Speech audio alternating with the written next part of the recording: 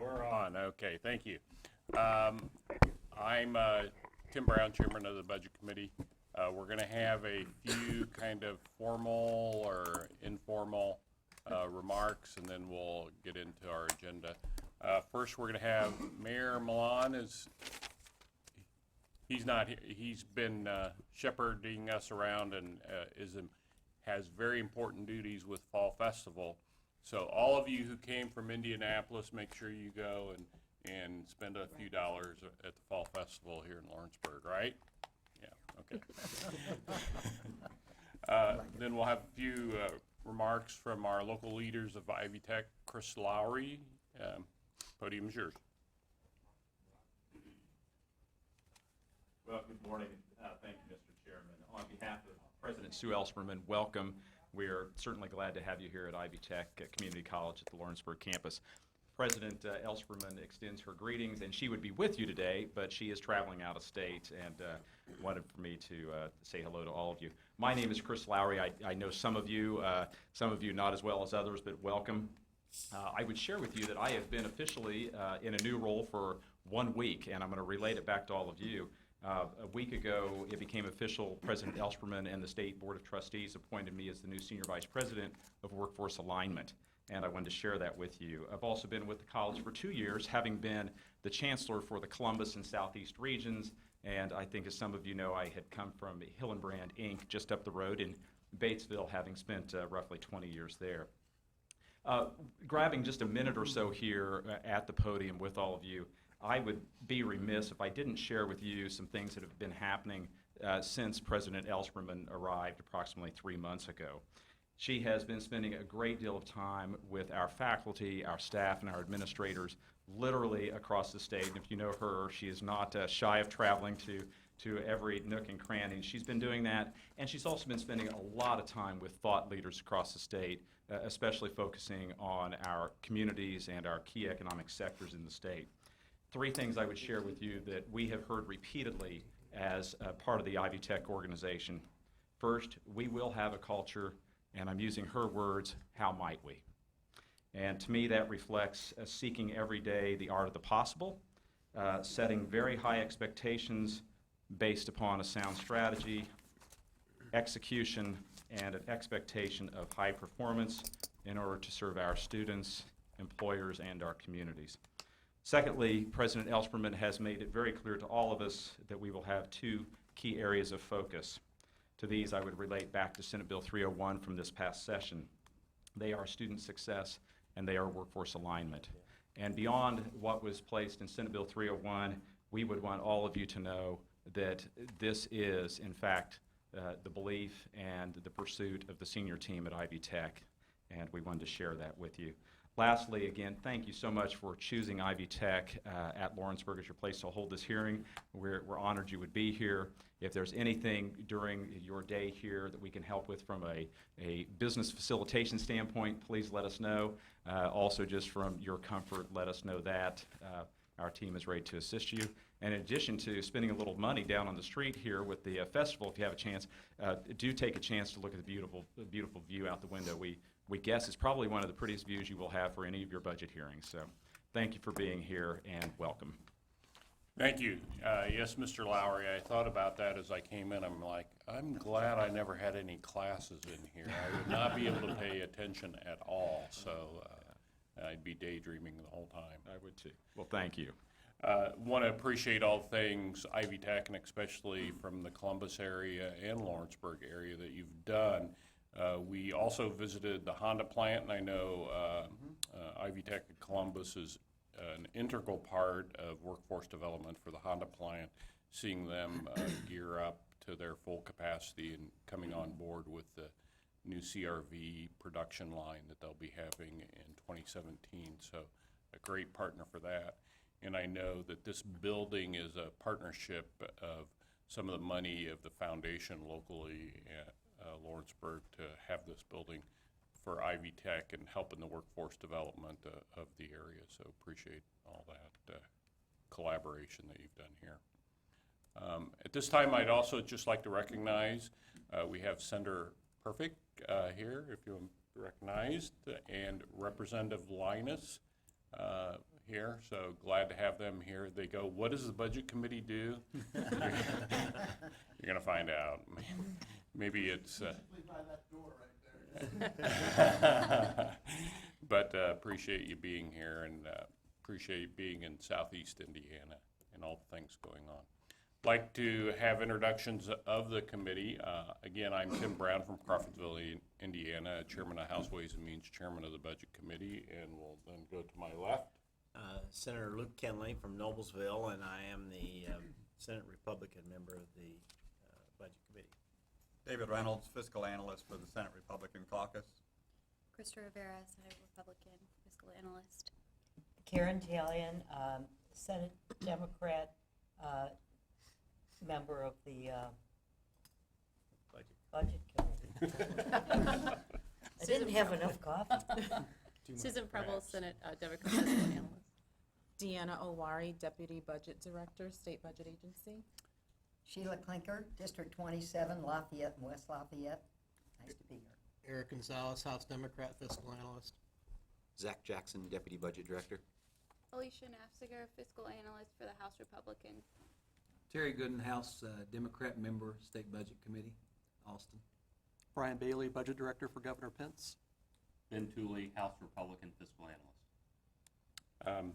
I think most of you know who we are, but we love to get that formality out of the way. I'd like to call the meeting officially to order.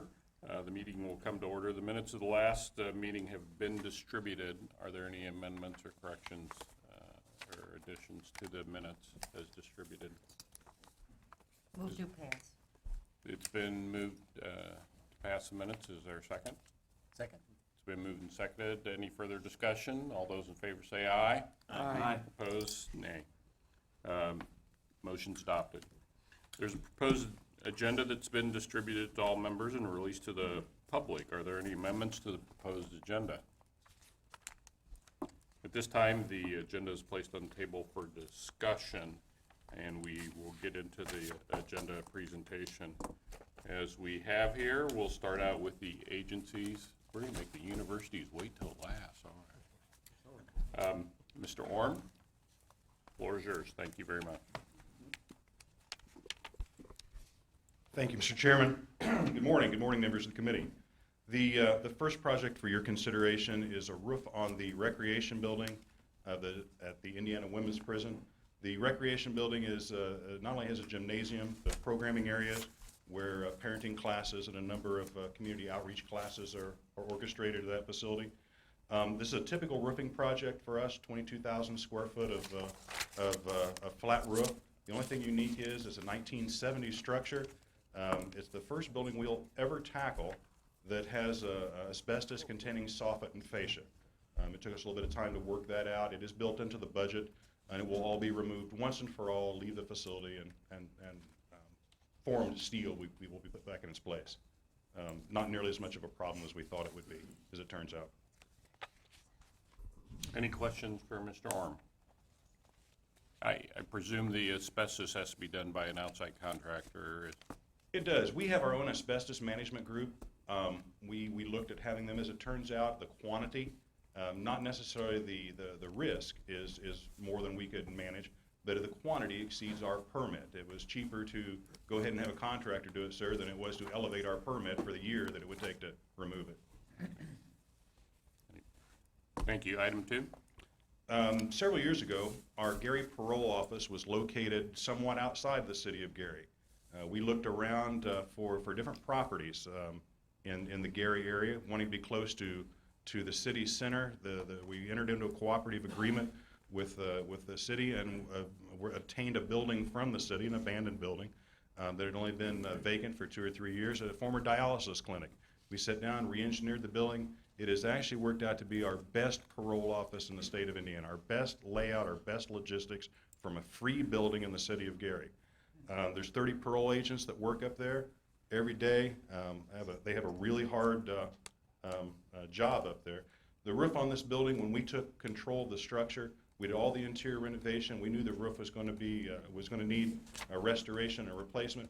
We had forecasted that for 2019 in our master plan. They received some exceptionally heavy rains in the area this spring. Those exceptionally heavy rains created a torsion and ripped and tore some of the membrane. We have taken steps to get a roof on this building actually before we go into the winter months. This is a small building, 10,000 square feet. It is a typical office building, small office building. Nothing at all special about this, other than the type of roof we'll put on. It's the same roofs we use on all of our prisons, the 2-ply mod bit roofs, and they'll be maintained by the inmates from one of our local correctional facilities, the Indiana State Prison. So they should be able to sustain that roof for 30, 40 years with good maintenance. Senator Kenley. Kevin, I assume that we own this building if we're replacing the roof, is that right? We do not technically yet. We pay a pittance of a utility agreement to the city of Gary. They actually tried to gift the roof, the building to us. We turned that down. It will be ours in 2 years. Well, this time we paid $3,000 a year in a lease, and in that lease we are responsible for this kind of repair, and it will be ours in 2 years. Okay, so we'll own the building in Yes, sir. short order. Yes, sir. All right. $3,000 a year in lease. That's not a bad deal. It is. Any further questions on Project 2? Project 3? Sir, I've brought to the committee over the last several years several projects to upgrade the radio infrastructure of the Indiana Department of Correction. All of our facilities, our number one safety feature for our correctional staff are our ability to communicate with handheld radios inside the facilities. Some folks have asked some questions. Is this a result of P25? Not necessarily. This is a result of just a standardized upgrade of all of our infrastructure in all of our prisons. This is phase 5 and 6 of a 8-phase project that we'll accomplish over the next 2 years.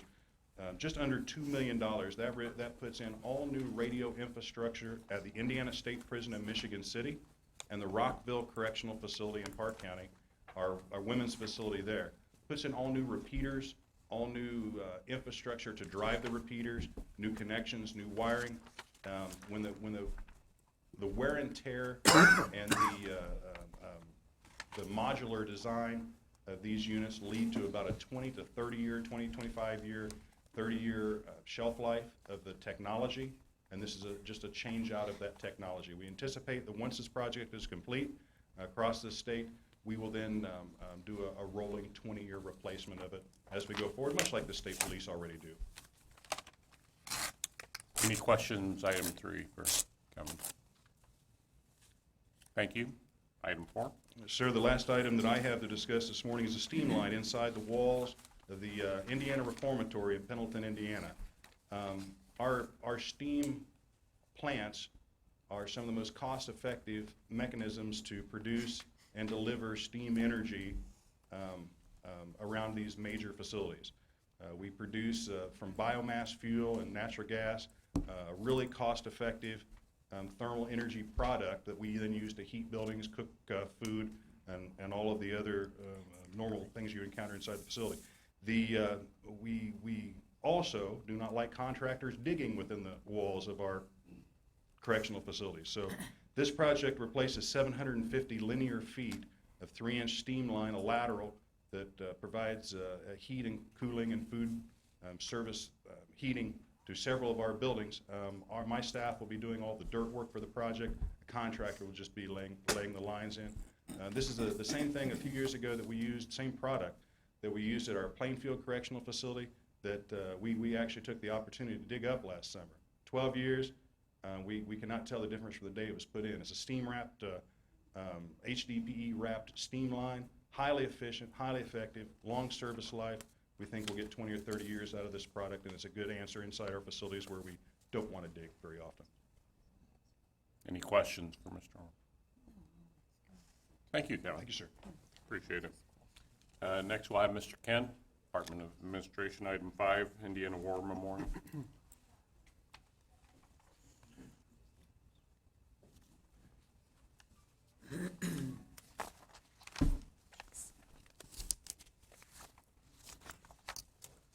Thank you, Mr. Chairman, members of the committee.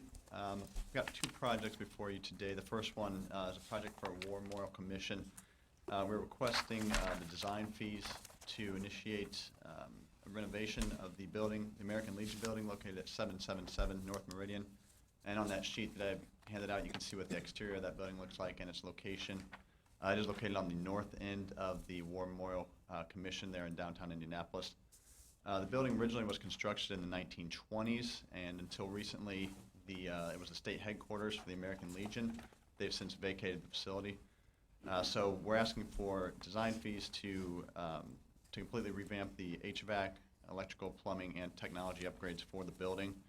We'll also, in those fees, we're going to look at doing reconfiguration of the elevator, bringing it up to current standards, and then also adding a second stairwell for proper egress of the building. Last of all, we'll be doing a remediation study to determine if there's any mold or asbestos abatement that needs completed during construction. The construction portion of this will be requested in the IDOA 18-19 budget.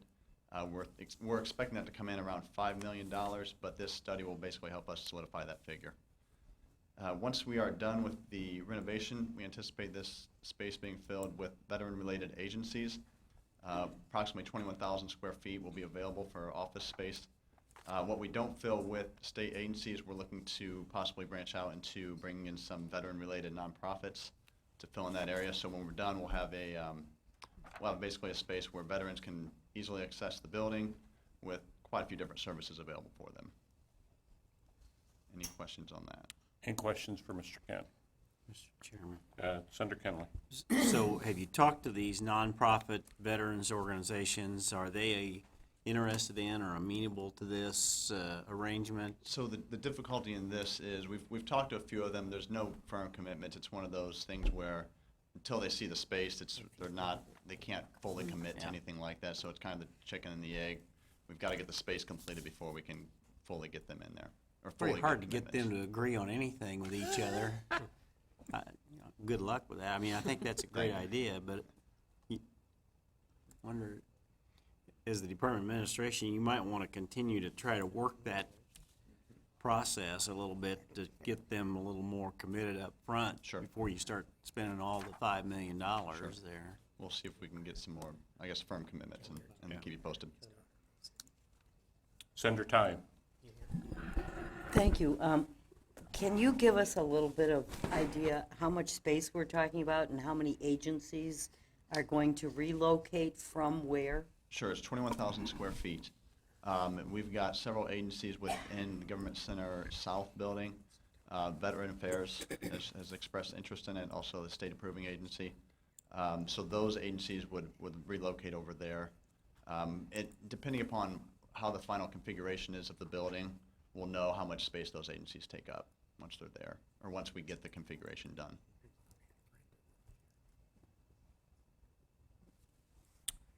Director Bailey. Thank you, Mr. Chairman. Matt, what portion of the $550,000 is for the remediation issues? I believe it's around 70,000. That's just going to be a study of to see if there's remediation that actually needs done. So there won't be any remediation that happens currently, but it'll just determine what all needs done during the construction phase of it. And I can get you the exact number after this. Thanks. Further questions? Thank you. Item 6. Okay, the next one this is an ongoing project. This has been here before for a couple times, and this is the ground floor, also known as the basement of the State House. There's a couple areas down there where the vinyl flooring is cracking, swelling, it's basically just deteriorating. This is due to some of the conduit lines and some of the concrete that run underneath that flooring with moisture infiltration is basically causing that floor to deteriorate. So we're doing this in small batches to basically try and do this when session is not in so that we don't disturb all the work that's going on down there. So that's why this project keeps coming back before you guys. So basically we'll lift up those floors, remediate the issues down there, address the moisture concerns, fill those back in, and then put the flooring back on top of it. Any questions? I think I have voiced to Budget Director Bailey and others that maybe Department of Administration needs to look at the whole State House building, because I think there are certain areas that maintenance needs to be done. And, Okay. you know, we have paint peeling and plaster falling down, and we had a roof leak on the House Republican end where equipment was destroyed, so. Yeah, I maybe did hear we- about that, so we'll take those notes. At and- some point in time, I think as we develop the budget in 17, it'd be nice to maybe have a global picture of the State House and what needs to be done at the State House. Okay, noted. Thank you. Thank you. Anything else? Thank you. Thank you. Next, Department of Natural Resources, Mr. Smith, thank you. And thank you, yesterday we had a tour of Brookville, your Brookville Lake. largest volume complex with all the parks you take care of in the whole state, so. It was a beautiful day for a property tour. Thanks for It joining us. was, I guess, thank the mayor of Lawrenceburg for it. There we go. Yes, DNR has 5 projects on today's agenda. The first of which is the Comfort Station Rehab for Brookville Lake and Whitewater Memorial State Park, which we visited yesterday. The Division of State Parks is requesting approximately $365,000 to renovate 3 comfort stations at Whitewater Memorial State Park, which is close to Liberty, Indiana, located in Union County. The Brookville Whitewater Complex is the recipient of over 1.6 million visitors a year, and in fiscal year 15, the complex had a 98% income versus expense ratio. Any questions for Mr. Smith on this? Thank you. Item 8. Number 2 is the Nature Center and Bathhouse renovation at Brookville Lake and Whitewater Memorial State Park, approximately $550,000. To renovate and repair the old beach house, which we visited yesterday. The project consists of renovating the old beach house to a full-time nature center, as well as repairing the bathhouses in the lower level. Any questions? How Budget many, Director Bailey. how many visitors do we get to that beach and the bathhouse? How many people would we expect to use that facility? Whitewater receives about 250,000 visitors a year. Brookville Lake is about 1.3 million, so the combine's about 1.6, but about 250 at the Whitewater Memorial State Park. Okay. And in terms of how many do we know how many use that house or that beach area? John, do you have any idea on that? I bet 85% of the visitors probably use the beach, and so go to the bathroom or shower there. So 200,000 approximately.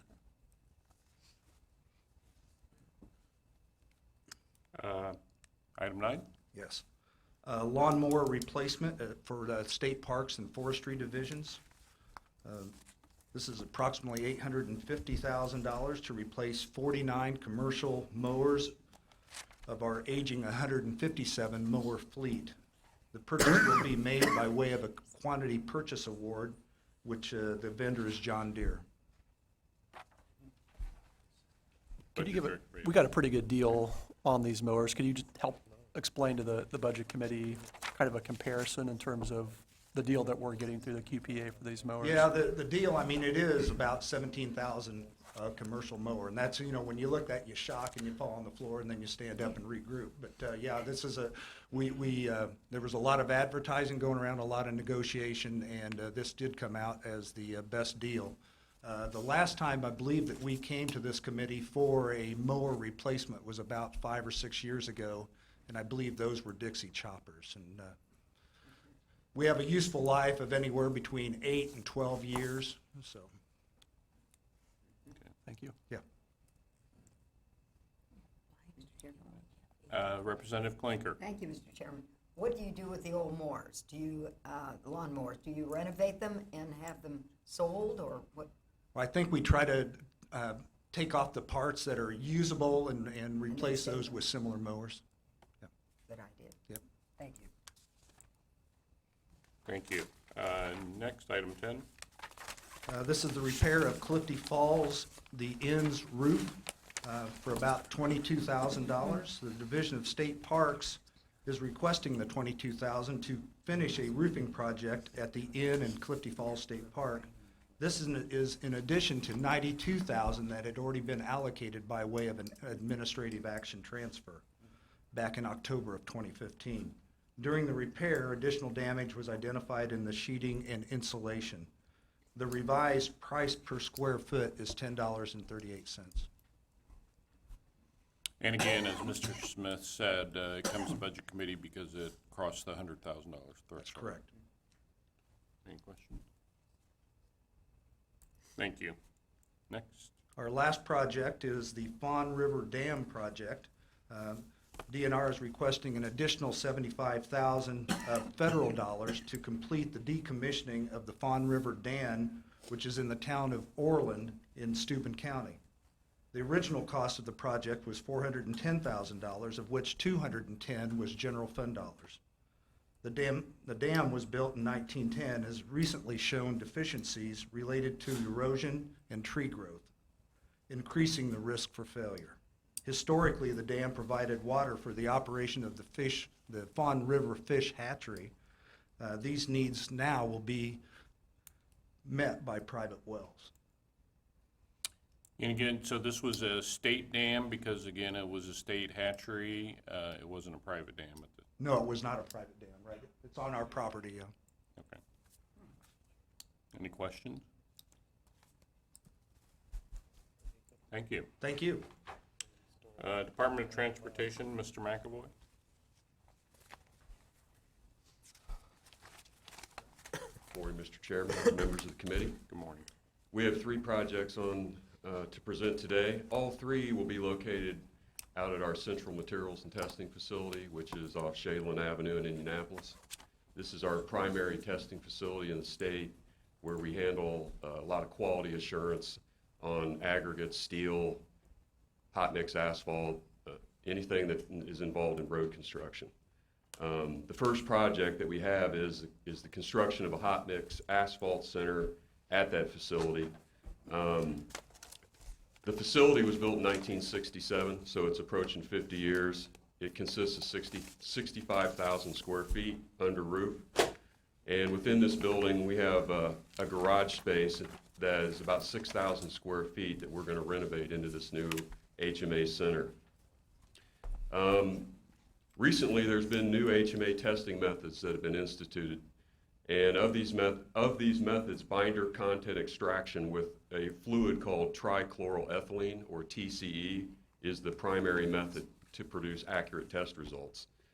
TCE can cause many serious health hazards, and employees must wear regulated protective clothing, including gloves, eye and face protection, among other things. The use of TCE must be tightly controlled and monitored to ensure employee safety and accurate test results.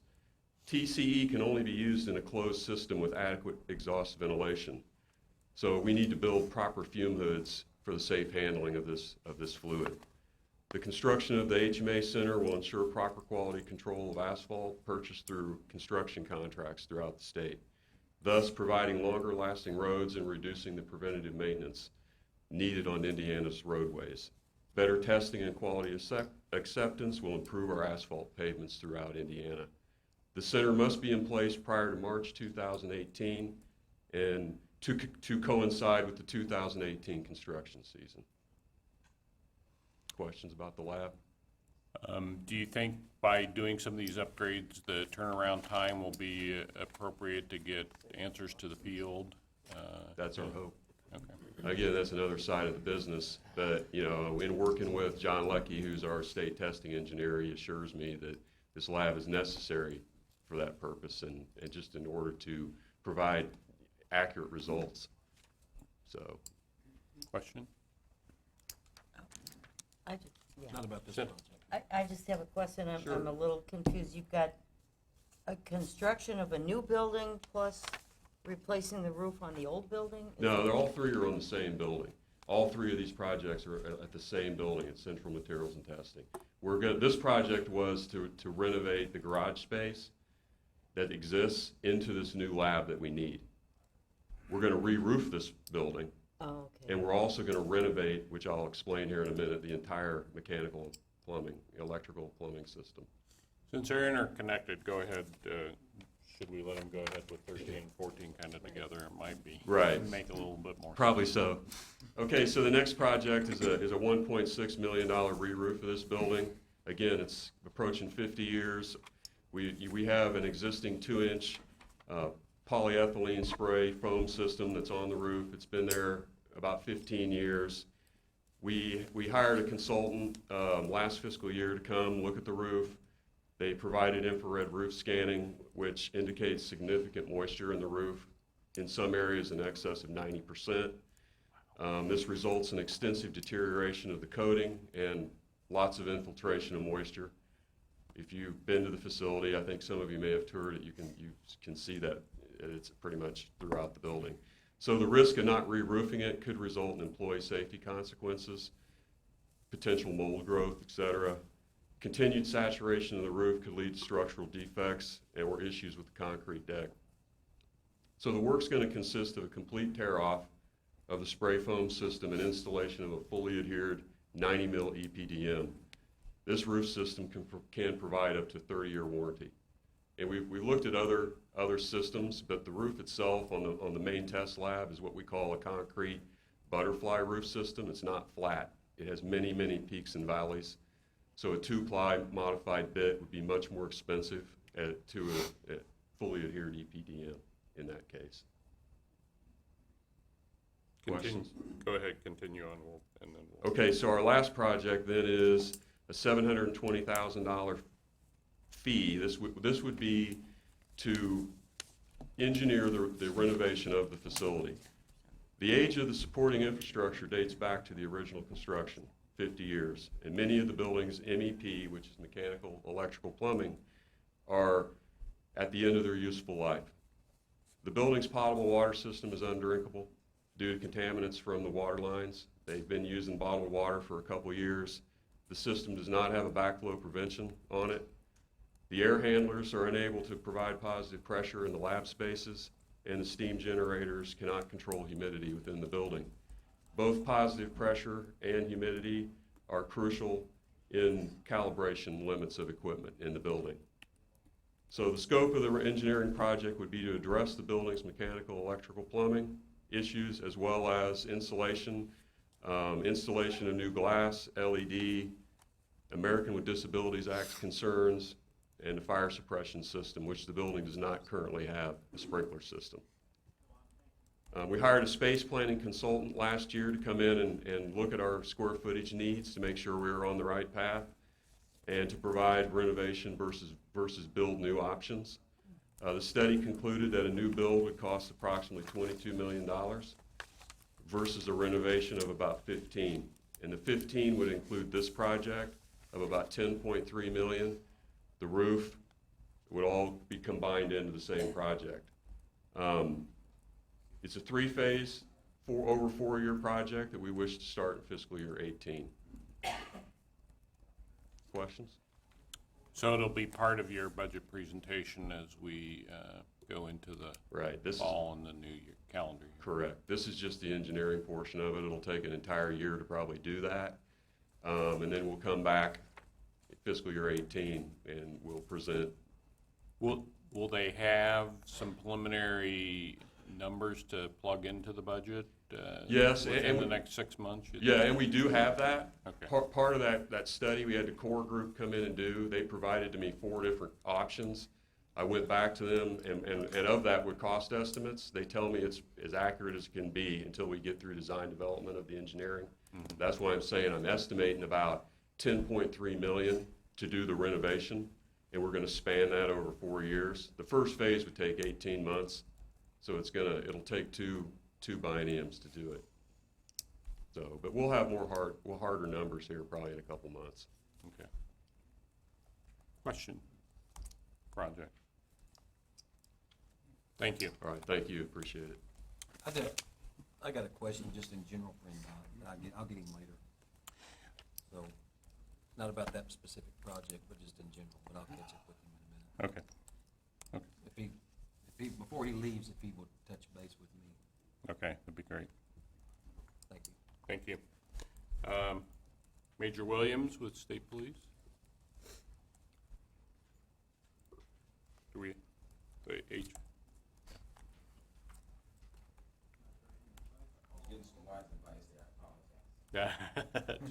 Good morning to you, Chairman and committee members. Morning. We're here just for one item from the State Police, and that is your consideration and approval for for us to move ahead with some HVAC repairs and/or upgrades to our Fort Wayne and Lowell facilities. Uniqueness about those facilities is that those Lowell and Fort Wayne both are two of our largest districts in the form of personnel, particularly. Lowell houses and functions with personnel from our laboratory section as well, to a tune of about 100 employees and staff members. The Fort Wayne facility is around 85 to 100 folks. Those facilities are, Lowell was built in 1977, so we're using primarily that old 39 years old worth of technology. So our goal here is to change that system with the recommendations of Department of Public Works to get a more efficient system. I will tell you that the system is different than what we designed in our what we submitted to the budget. This plan came strongly recommended by Department of Public Works because of the research that they had already done on this process. So this will allow us to do that. The other uniqueness about those two facilities, Fort Wayne was it was built in 1978, so that system there, of course, is 38 years old. The Fort Wayne system, we have made some upgrades to it over the last 3 or 4 years. We have 5 smaller systems, rooftop systems that operate that facility, and they basically control specific areas of those facilities themselves.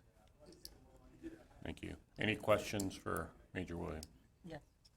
Senator Tine. Thank you. I'm looking at this, it says Phase 1 will include studies, so we're spending this $900,000 on studies? No, ma'am, I apologize for that. So that's what I was alluding to, that what we originally submitted, which is what you're referring to right now, we made a deviation with the recommendations of the Department of Public Works to a different system. That's a system that the Department of Public Works had already researched along with other entities and subject matter experts such as Brian Reynolds from the Department of Administration, et cetera. So we have a confirmed system that we feel will be much more effective and efficient going forward. Thus was the reason why we did the midstream deviation from what we originally submitted. So we have a system that we are confident will give us the life span we expect, which is 25 to 30 years. All right, so this is no longer a 3-phase deal, this is it, and this is the price? Yes, what I It's described to not you 3 now. times? Yes, ma'am. Okay. What's the purpose of this thing? Thank you. Any further questions? Thank you very much. Thank you. That concludes agency projects. We'll go on to university projects. Mr. Morrison, Dr. Morrison. Morning, Mr. Chairman, members of the committee, staff. It is my pleasure to be with you again. For Indiana University, we proposed for your consideration and hopefully approval the construction of what we're calling the Excellence Academy as a building addition to Memorial Stadium on the Bloomington campus. As I give this presentation numerous times talking about this facility, the first thing I always do is say we are not adding seats to Memorial Stadium.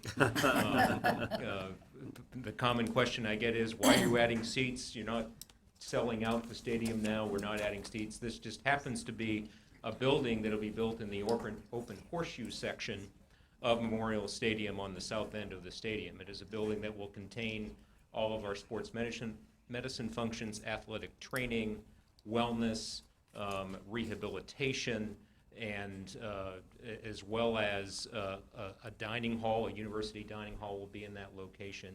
The building itself will then join into the stadium, so concourses and restrooms will be all part of the construction. The new building will be about 100,000 square feet. It will, again, connect to the rest of the stadium, so that will incur some other minor renovations in those locations. It's $53 million, funded entirely by athletic and philanthropic funds. It'll be financed through the IU Building Corporation as part of the standard lease arrangement that we have done in several other projects of this type.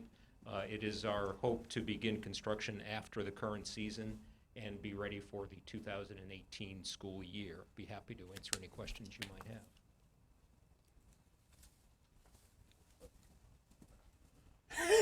Senator Talley?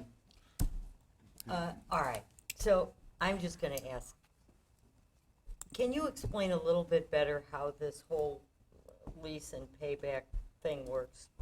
Yes, and I have this opportunity frequently to explain it. I'll start with the premise of why we have to do it this way. Through state statute, we are permitted to bond, but only bond projects that have been approved by the General Assembly. And so on projects that we are utilizing our own funds for, or for projects that we need to go in a particular speed, it often is not timely to wait for the General Assembly every 2 years to consider a bonded project, of which would be our own money, non-state sources. So several years ago, with the help of members of the Budget Committee, we developed the IU Building Corporation as a way to more efficiently finance projects, but still obviously coming forward for your full review that would allow us to still take advantage of borrowing funds for these types of projects, but at the same time utilize a different mechanism to do it. And so in the end, how long does this take to retire a bond of this Same as size? what we would on a standard bond projects. We'd be looking at probably 20 years. And then at the end of those 20 years, the facility would then come back to the university.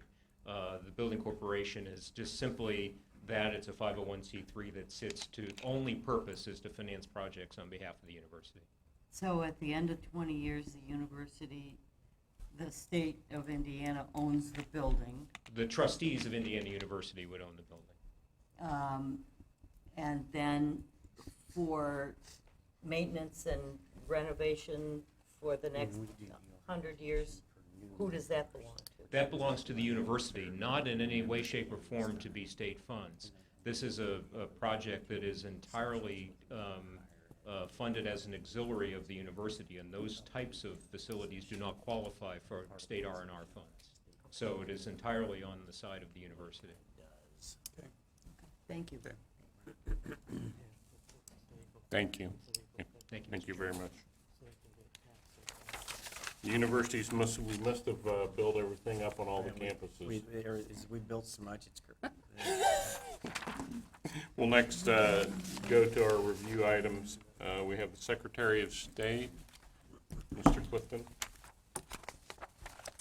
Good morning, ladies and gentlemen of the committee, Mr. Chairman. My name is Brandon Clifton. I serve Secretary Lawson as her Chief of Staff and her Deputy Secretary of State.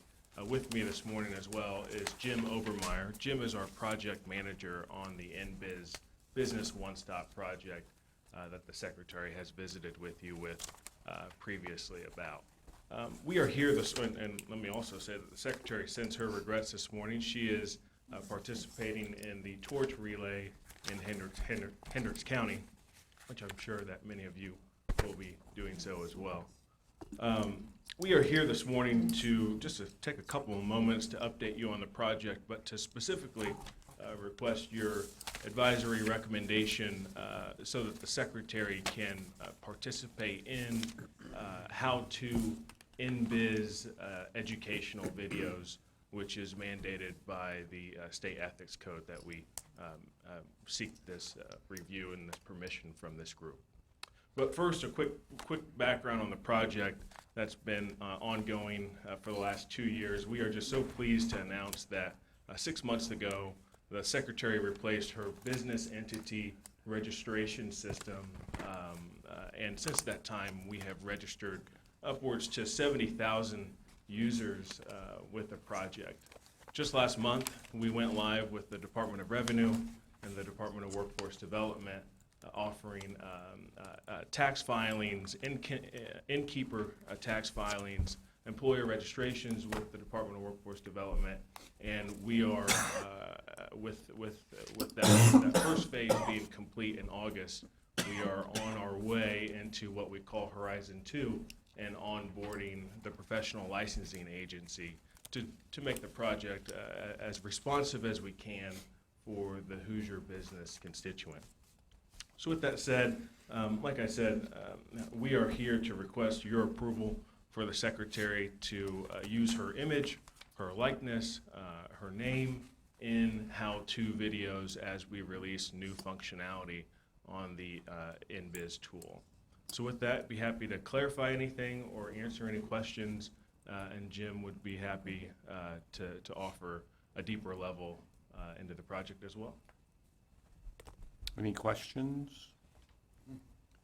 Director Bailey. Mr. Clifton, in the case of the InBiz videos, these are just YouTube videos, is that correct? That's correct, and I should say, these are purely for educational purposes, and another important piece is this will be created by existing Secretary of State staff. We won't be outsourcing this in any capacity. We have the skills and the technology to do this in-house.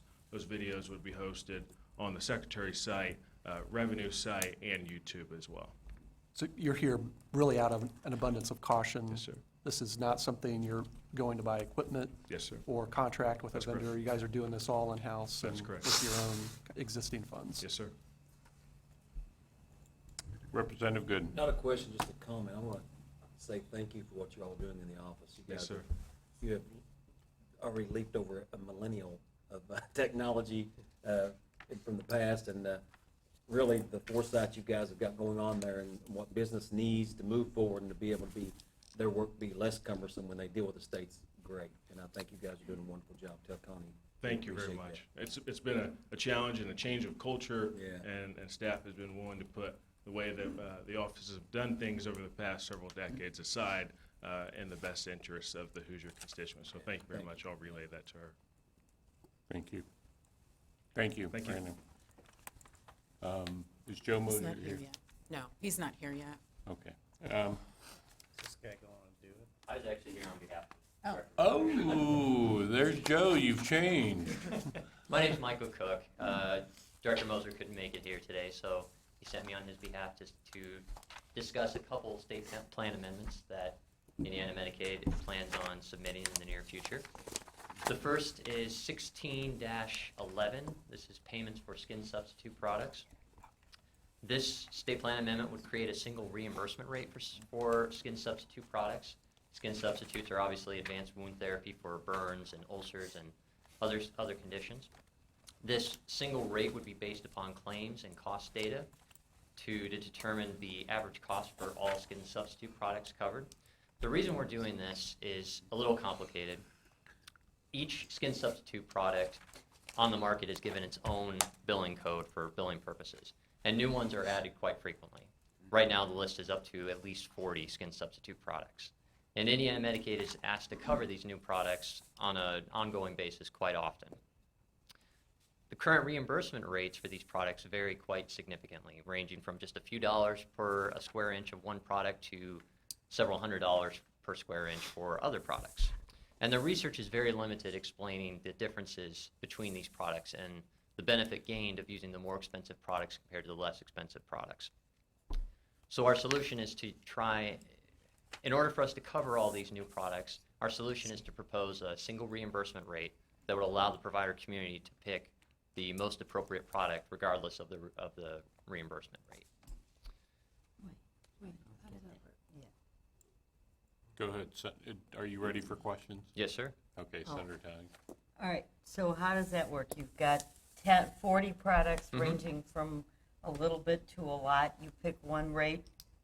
You've basically eliminated all the stuff at the top end? It's a rate based upon the average cost, and we view this as the providers are getting to select which product is most appropriate. Some providers may take a hit for using the more expensive product, but then they may gain by using the less expensive product. Wait, what do you mean some providers may take a hit? Well, if the reimbursement rate is set at $50 and one product that we currently don't cover, and many states don't cover because of the cost of it, may cost $90. The provider may choose to use that $90 product, and they would have a loss of $40 at that point. But then on other individuals, they could use a product that was only $10, that would reimburse normally at $10. Well, at a $40 or $50 reimbursement rate, they make money off of that product.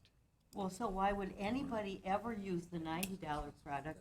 And they're always going to use the $10 product to make up money. Well, I mean, aren't you driving people, providers into that situation? I think our idea is there's many of these new products that we aren't able to cover because of the reimbursement rate, because of the current reimbursement rates, and because of the limited research behind these products. This is just our ability to try and expand our coverage for more products. Well, It's a little bit, though, the conflicting part, and maybe I can shed a little bit of light. Yeah. The prescriber sometimes doesn't have the direct economic impact of what the actual person purchasing it. I.e., I could prescribe the high-end product, but it may be the hospital that has to purchase it. So that's where the conflict arises. It's just like maybe a name brand drug versus a generic drug, and what do you reimburse for? You know, the hospital doesn't get a choice of picking it if I prescribe something that's higher cost. And what he's saying is right now the scientific data isn't out there to make a distinction that one product's better than another. And until we get that, then we'll probably change our policy if we find that scientific data changes. Well, it still seems to me. You have a point. Driving Human the market. behavior will be what you just said. You won't prescribe something that somebody's not getting reimbursed for. The alternative is we aren't covering these more expensive products right now. And the alternative to not pursuing the state plan amendment is to continue not covering many of these newer products that are coming onto the marketplace because of the limited research. A little bit, it's very similar to brand name versus generic. Thank you, Mr. Chairman. I think the concern would be, I know Cook Biotech and many of our areas within the state of Indiana do this for our burn patients. I think a concern is, would you put people out of business making the very best product by doing this? I think that the key here is we want people to receive the very best treatment we can give in Indiana. We have people who are doing that here in Indiana for, the world, actually. Would this take away their ability to make this product because you're not accepting it, the very best product? Well, we aren't covering some of these more high-end products today, and many states are facing the same issues. Yeah. We cover some of the products that have been out in the marketplace for several years. Some of the newer products, many state Medicaid agencies are electing not to cover them because of the limited research. Is that causing a huge problem for our burn victims? I think how do they pay for I it? think the requests come directly from the manufacturers. These aren't coming from the providers indicating that members aren't getting the best available treatment. These are from manufacturers who are requesting us to cover their products. I think we would look at this a little bit differently if we were getting concerns from the member provider community, but right now we're not getting those concerns. Okay, you're not No. not hearing from them. No, ma'am. Okay. Do you have follow-up, Senator Talion? Well, Senator Kennedy. Thank you, Mr. Chairman. So if we piece together the chairman's explanation, which is that this is somewhat in a state of flux because there isn't the scientific verification about these different treatments, but apparently they're all different choices for the same treatment, and we don't know what the effectiveness is. And it sounded like, from part of your answer to Representative Clinker, that you have sort of discussed this with the manufacturers and with the providers about how we go about dealing with this situation. Have you, in fact, had the opportunity to discuss this sort of a difficulty that you're facing with those people? We haven't directly discussed with the provider community, but we haven't heard any complaints from the provider community. Yeah, but you have with manufacturers. We have had, whenever the manufacturers come to us asking for a product, yes. So in reality, because of the state of uncertainty or flux in this particular field, you're at least opening the door to get some partial reimbursement for a high-end service, Yes, sir. which most states are not covering right now, or a lot of states are not covering. That's correct. And before this, Indiana was not covering. So in a sense, you're trying to expand and just test a little bit the market for That's an excellent way of putting it. the need yes. and demand for those things. And I think our idea here is to do our best to cover all available products. yeah, But we're trying to take but right now, an acceptable approach. right now, prior to this waiver request, there's no opportunity to be reimbursed anything for those high-end treatments. Is that right? We're not currently reimbursing many of those. All right, so this is opening the door for that type of opportunity.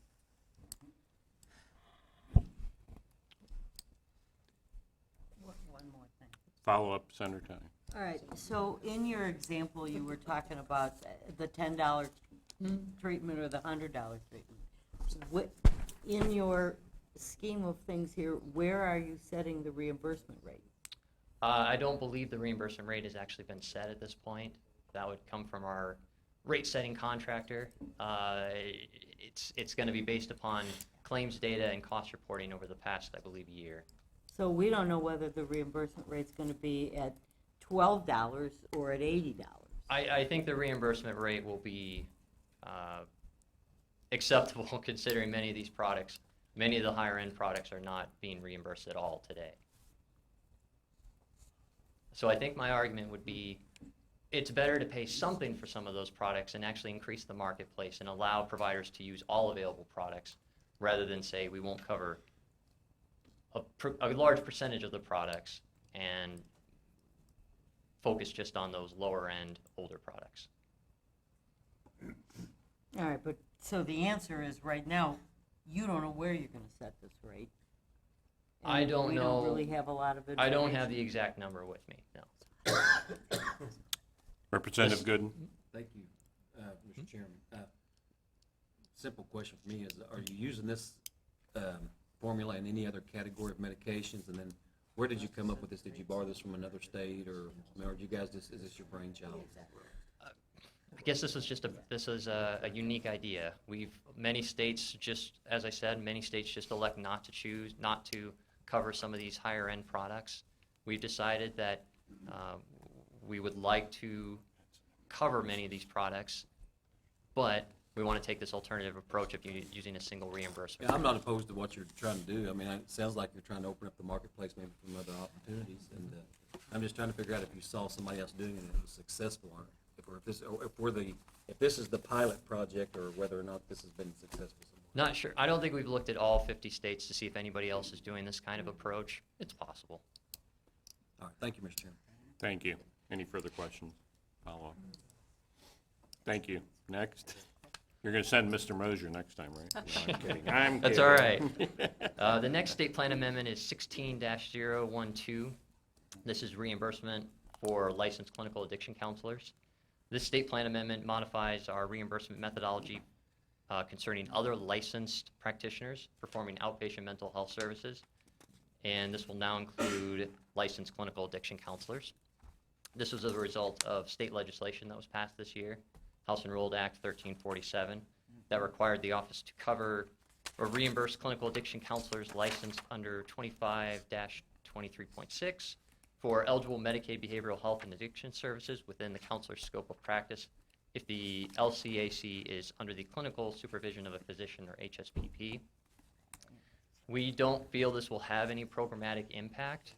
This is more of an alignment between the state plan as it's written and state law. The LCAC, along with all other licensed behavioral health specialists, these individuals are not enrolled as Indiana Medicaid providers. They are required to bill underneath a physician or an HSPP. The physician or an HSPP would use a modifier on a claim to indicate the appropriate behavioral health specialist who is rendering the service. Currently today we have modifiers for licensed marriage therapists, clinical social workers, other behavioral health specialists. This would essentially just be adding LCACs to that list.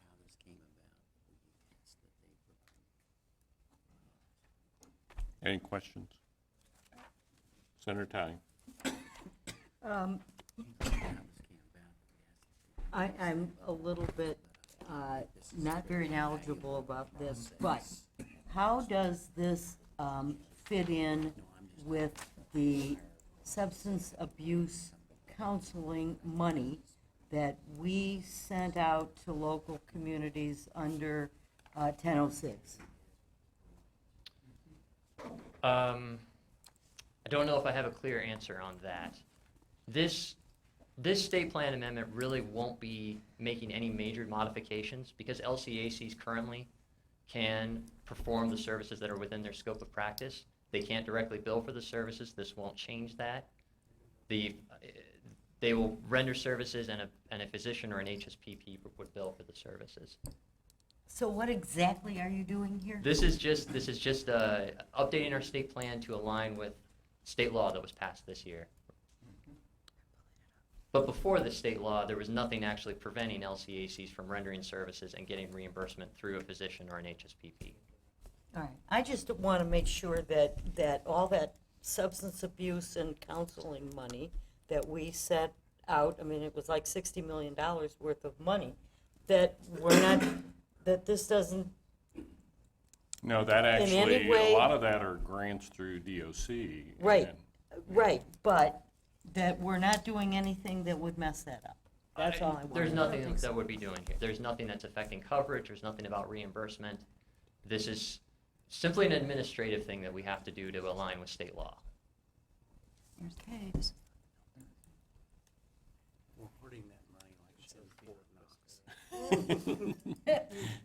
Editorial comment at the front table. Any further questions? Thank you. Thank you very much. Next, Northwest Indiana RDA, Mr. Hanna. Thank you, Mr. Chairman, and members of the committee. We appreciate being here today. I have with me our Chief Operating Officer and our financial advisor as well to be able to help answer questions and describe the return on investment. We're here today to fulfill a requirement in the 2015 statute that proposes to help fund the Westlake Corridor expansion of the South Shore train.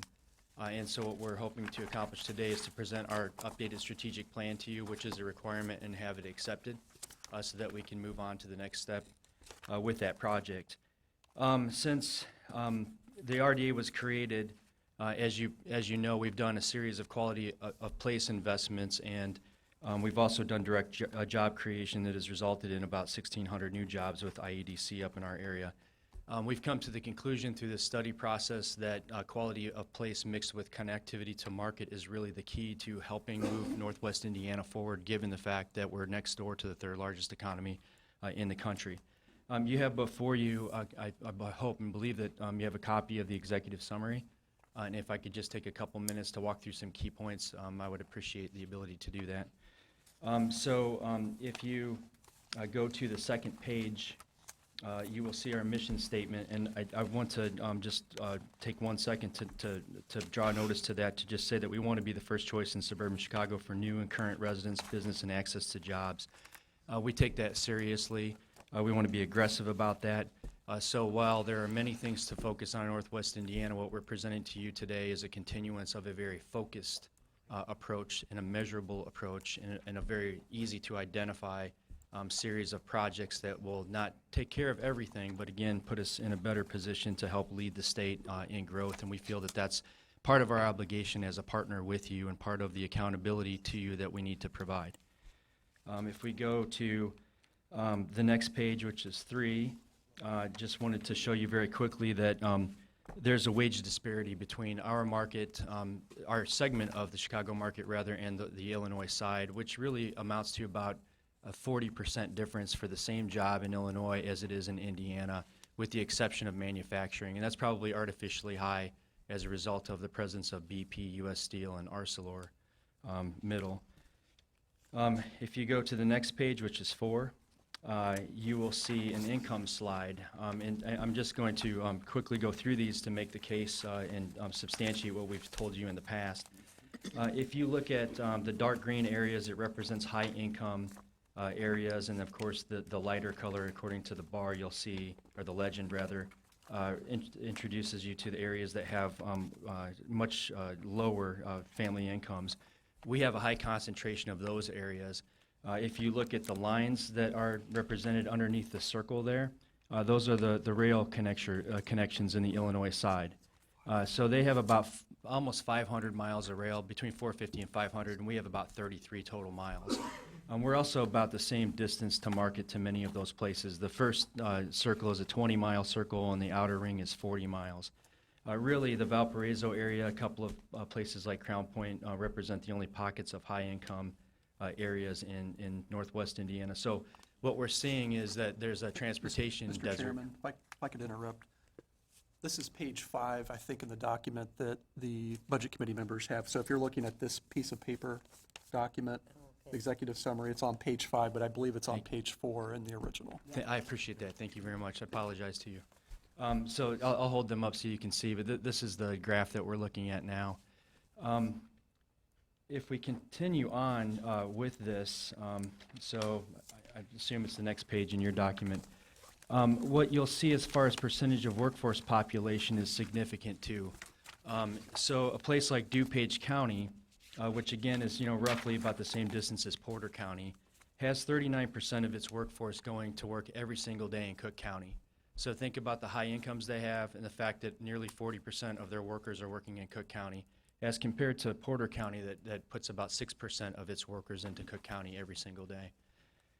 If you consider that in addition to our population trends, so since 1970, that DuPage area, if you think about places like Wheaton and Naperville, have increased population about 226%, again, since 1970. We've only increased about 4% in the two-county area, Lake and Porter County, in that same time period. We've actually had a loss in Lake County. Some of the growth is made up in Porter County. And there's a lot of reasons for that. We had strong industrial base and so forth. And so what we're really talking about here is a driver for local economy or regional economy. It used to be that, and it still is the case, that maybe 7 to 10 jobs are supported by a single steel job. That's still true. The problem is that we have tens of thousands less steel jobs today than we did in 1970.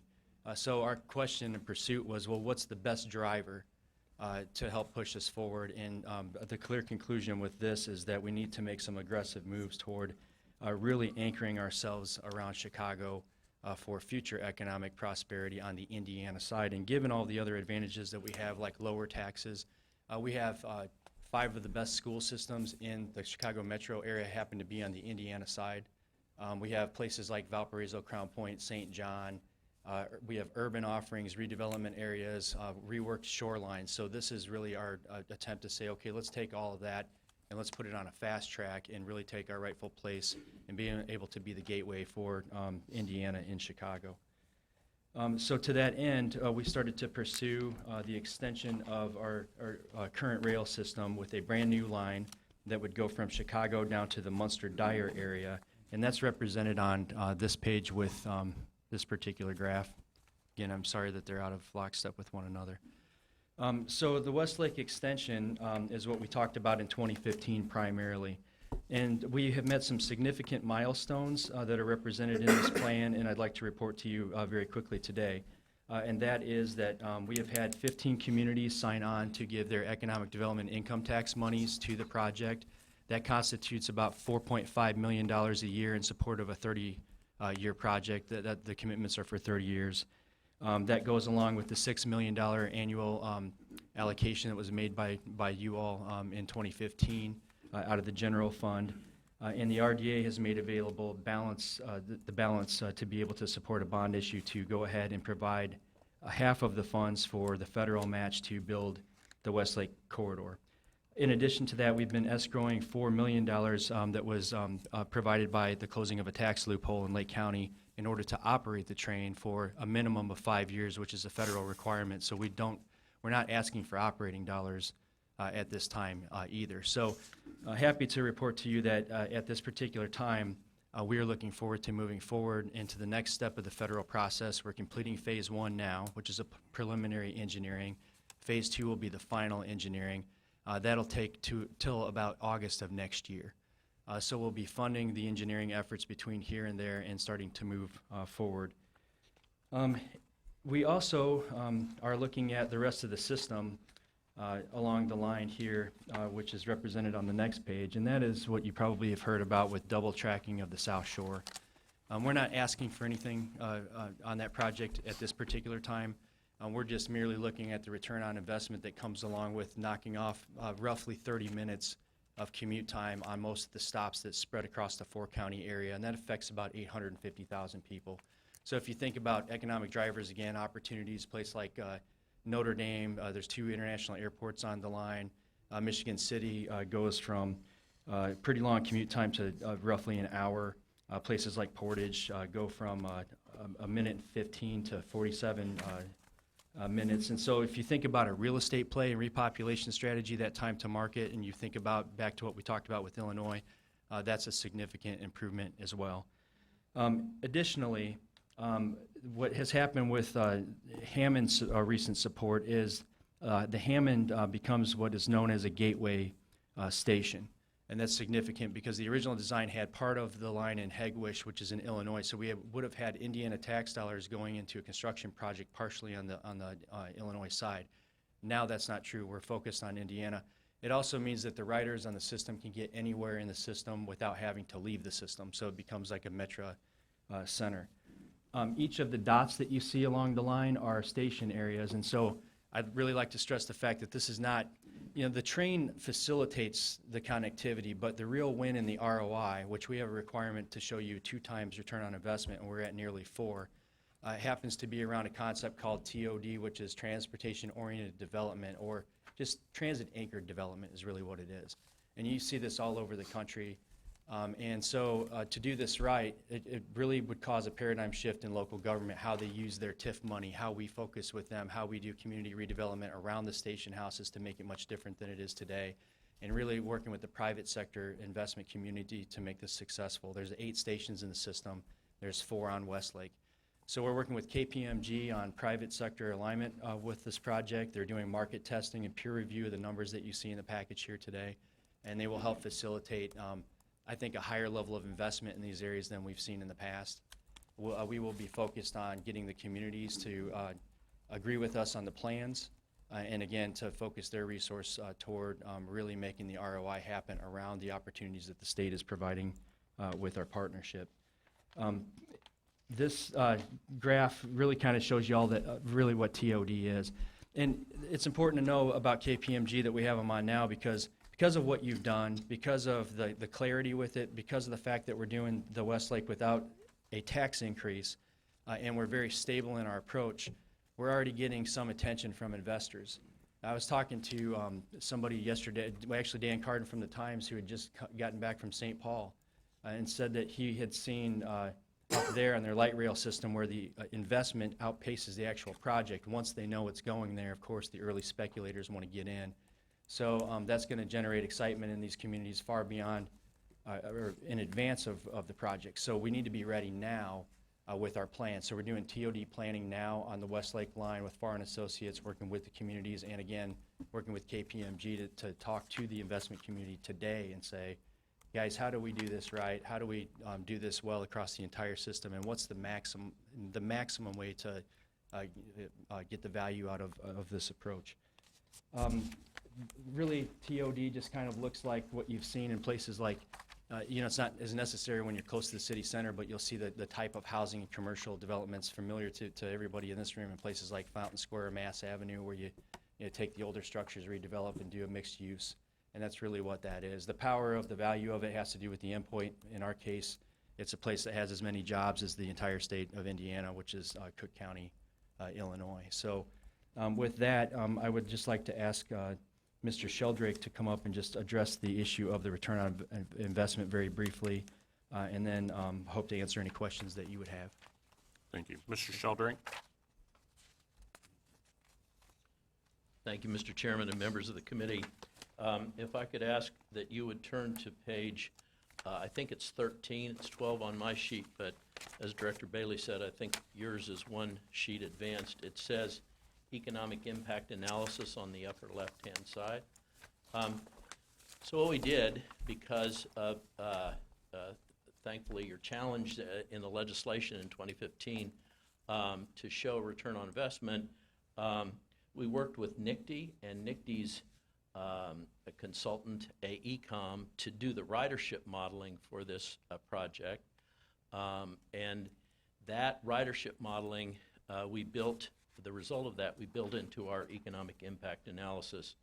One of the differences with this transit program, and it's shown on this page, is that the workers, the riders who are going to jobs in Chicago are bringing back, as Bill said, a higher salary than they could receive in Indiana, and they're bringing that back and spending it in Indiana, and with the economic activity that comes from that.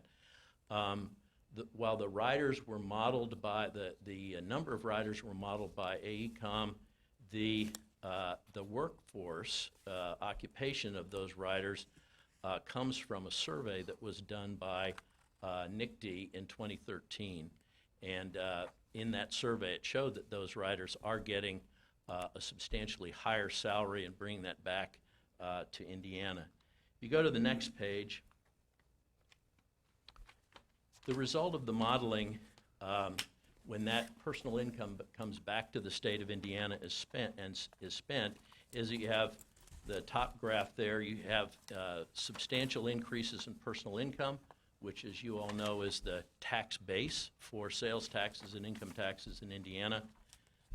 It also, what happens is that because you are making in Northwest Indiana more attractive to investment capital, you are also creating jobs, and you're creating in-migration for the region. And the lower graph on that page, if you have black and white, it's probably hard to see, but you have an employment change, growth in employment because of that investment capital. If you go to the next page, talks about fiscal impacts. We simply utilized the standard regression coefficients to model the sales and income taxes coming from that personal income. The left-hand side is the Westlake only impact. The right-hand side is Westlake plus double tracking. If you go to the following page, one of the things we did was one of our collaborators on this project was American Structure Point, who did the station area preliminary analysis, and Policy Analytics then modeled the property tax results from that investment around those station areas, and that's what you see on, I believe for you it's page 16. On the upper right-hand side, over that 20-year period, we simulated TIF districts, if you will, around the station areas. Not that they have to do that, but just in order to try to see what the property taxes would be. And Is it produces that with or without abatements, or? This assumes no abatements, Okay. Senator Kenley. So we're just trying to get the raw revenue that would come in from property tax, from these investments in property taxes, about $435 million. Page 17 talks about the time frame that, and Bill already talked about this. Mr. Hanna talked about this, so I'm not going to spend time there. I would like to go to page 18, which talks about the return on investment.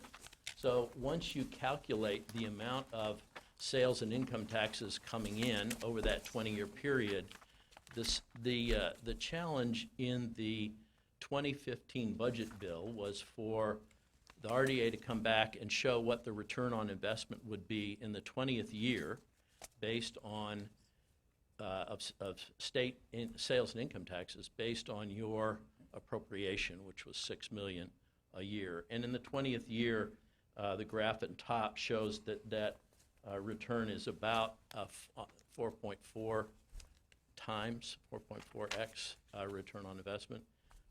The Westlake plus double tracking is about 4.2, realizing that double tracking is not funded, and we're not asking for that. But on Westlake, you asked us to model this, and we are.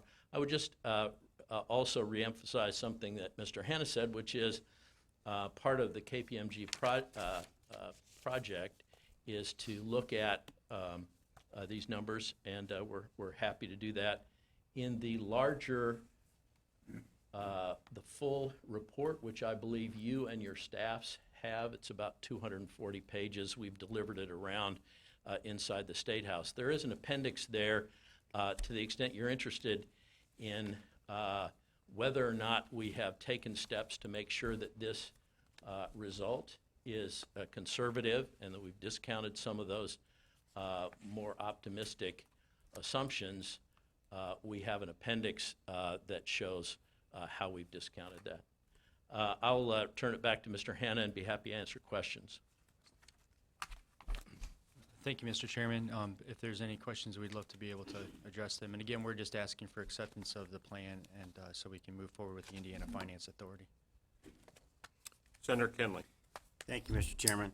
I appreciate your diligence in responding to our request to provide this, and it's very helpful. The one thing that I would like to ask for a little bit of follow-up, and I'm not sure that you have this information, but maybe you can facilitate getting that to us, was the investment in the Gary-Chicago International Airport by you and by everybody involved.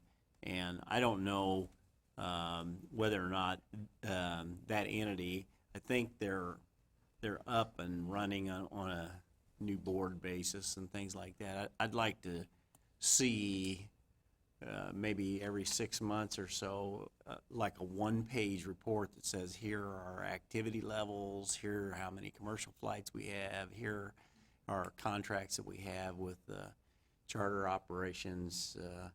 That was a pretty expensive project all the way around, and I don't know that everybody sees this as somewhat nebulous as to whether that's going to work for us or not, and I think that might be a clue to us as to what kind of activities are going on in Northwest Indiana that maybe merit us continuing to consider investments, because you have a lot of things that you're trying to do up there, and you make some asks, and so I'd like to get some follow-up on that one that's been kind of years in the development. Now that we're done, let's see if we really get anything out of it. Senator, I appreciate that, and I think that's a fair thing, and we'd be happy to facilitate getting you the information. And again, we view this as a partnership, so anytime we can have an open conversation and accountability drawn into the investment equation, that helps us too. So we welcome it, and we'll provide that. Thank you. Yeah, I didn't, it just, a page. We don't need to reinvent the world here. Budget Director Bailey. Thank you for your presentation. I have a couple of different areas of questions I want to pursue. Basically, I'm looking at cost versus benefits. And on the cost side of it, have you given any serious consideration to doing rapid bus transit rather than building rail? Building rail. That's a great question. There's a couple of pieces with that. The short answer is yes. In fact, we do something like that out of Valparaiso right now called the Chicago Dash. We have 4 full buses that go into the loop every single day, taking people to work. And it's successful for that community. However, in comparison of the type of investment, like the sort of anecdotal thing that I told you about in Minneapolis, one of the issues with urban areas is that you get less concentrated investment around that because it's much less fixed system. Rail says to the investment community it's going to be there for a while. So when you're talking about massive TOD obligations in the private sector, they're going to gravitate much more heavily toward rail. It works for Valpo because they have different demographic makeup now, but even there, they would be better served long-term on ROI from having the rail asset in place, just because, again, the certainty of it. You can't just change a bus. You can change a bus route or end it overnight. Trains tend to be in these urban settings, the thing that is the primary piece for TOD. And Director Bailey, if I could also interject, NICD did look at this. So NICD has been planning this process in this planning process for about 5 years, 5 or 6 years. So they had URS, which has now been purchased by AECOM, do a feasibility study, and the FDA requires this, that looked at bus rapid transit as well as commuter rail. Bus rapid transit is, in fact, cheaper, in many cases. As Bill said, however, you don't have as much investment around those station areas or around the bus line. The second thing is, you already had some commuter rail in Northwest Indiana as opposed to Indianapolis and other places where you have where you don't have any rail really in place. And so first URS and then AECOM have in fact evaluated, it's called an alternatives analysis, and they did do that evaluation. Appreciate that. I want to read a quote from Peter Rogoff. He was Obama's Federal Transit Administrator. He said, "You can move a lot of people at very little cost compared to rail when you're using rapid bus transit." And so if you look at the investment that you may lose by not having the rail, well, the thing that the bus gives you, it's cheaper and it's flexible. It's not sitting there. If there are different patterns of movement or different industries move in different places and people need to work in different places. So you have flexibility with that. And also, in addition, on the cost side, these projects nearly always have cost overruns. Isn't that right? We had a cost overrun in Austin of 100%. Denver said their project was going to cost $350 million. It ended up costing $1 billion by the time they were done with it. Portland had a 91% cost overrun. So what is your guarantee that it's going to cost $615 million for the Westlake extension? There is no guarantee. That's the honest answer. That there isn't any guarantee for bus rapid transit or anything else. There's no guarantee for any of those agency projects that you all approved dollars for earlier today. The issue is, first of all, is there's about a 30% contingency built into that $615 million. So, so there are contingencies built in case costs go up. Second thing is, pardon me, that the preliminary engineering that is the next phase they're going into over the next year will narrow down those cost parameters so that you have a better sense of what the costs are going to be. And then there will be an opportunity before the NICD goes into the Federal Transit Administration's New Start's process to have a better cost number. But that takes place after more engineering is done, which is being done this year. The point you made about investment around light rail, but you're presuming in your study that some of that's going to be subsidized, right? Through TIF or state, federal, and local dollars? The structure point analysis projected $2.3 billion, the costs for that. Of that $2.3 billion, $1.9 billion is projected as private investment. Of the balance there, it is simply road projects and street projects that some would be paid normally by the municipality. Some of it would be federal share on roads. Some might be state, federal share on roads. So there is some public money there, but the $1.9 billion is projected to go to commercial, residential, other kinds of private investment. Can I add to that very quickly too, just to let you know as well, on direct dollars in anticipation of any overrun, the RDA has set aside $8 million annually for the project, and that's in excess of what the gap would be. So we have some cushion there. Any increases that have occurred so far have been as a result of the study process, and those dollars have been made up by the locals with the $4.5 million. So these are increases that they want, station house improvements, things like that. We don't have any plan to come back and ask you for additional dollars. We're trying to plan out of what we have locally and through the RDA mechanisms to anticipate that.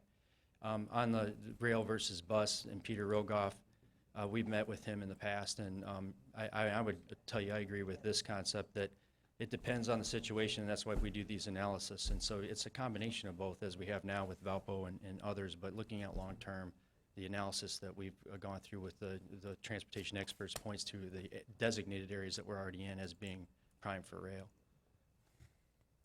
Follow up. Yes.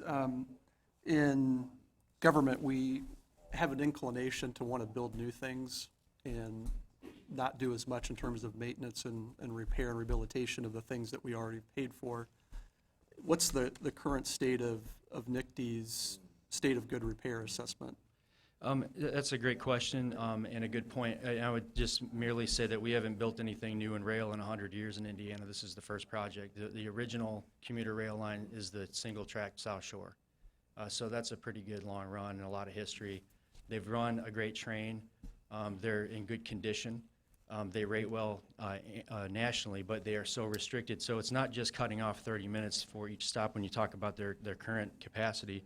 It's also reliability, which drives ridership, and then their ability to use their rolling stock fully. Right now, they can use their rolling stock at about 70% utilization. They can take it to 100, nearly 100 with the additional infrastructure. So I would tell you that this isn't so much a new project as it is the expansion of something that's been there for 100 years and just trying to right-size it for today's market.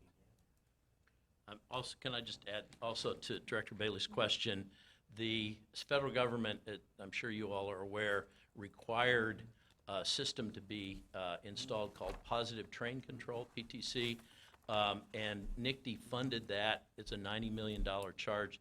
They funded that, a bonding process, through bonding, out of their own dollars. And they've got another project that they're funding themselves for improving their catenary.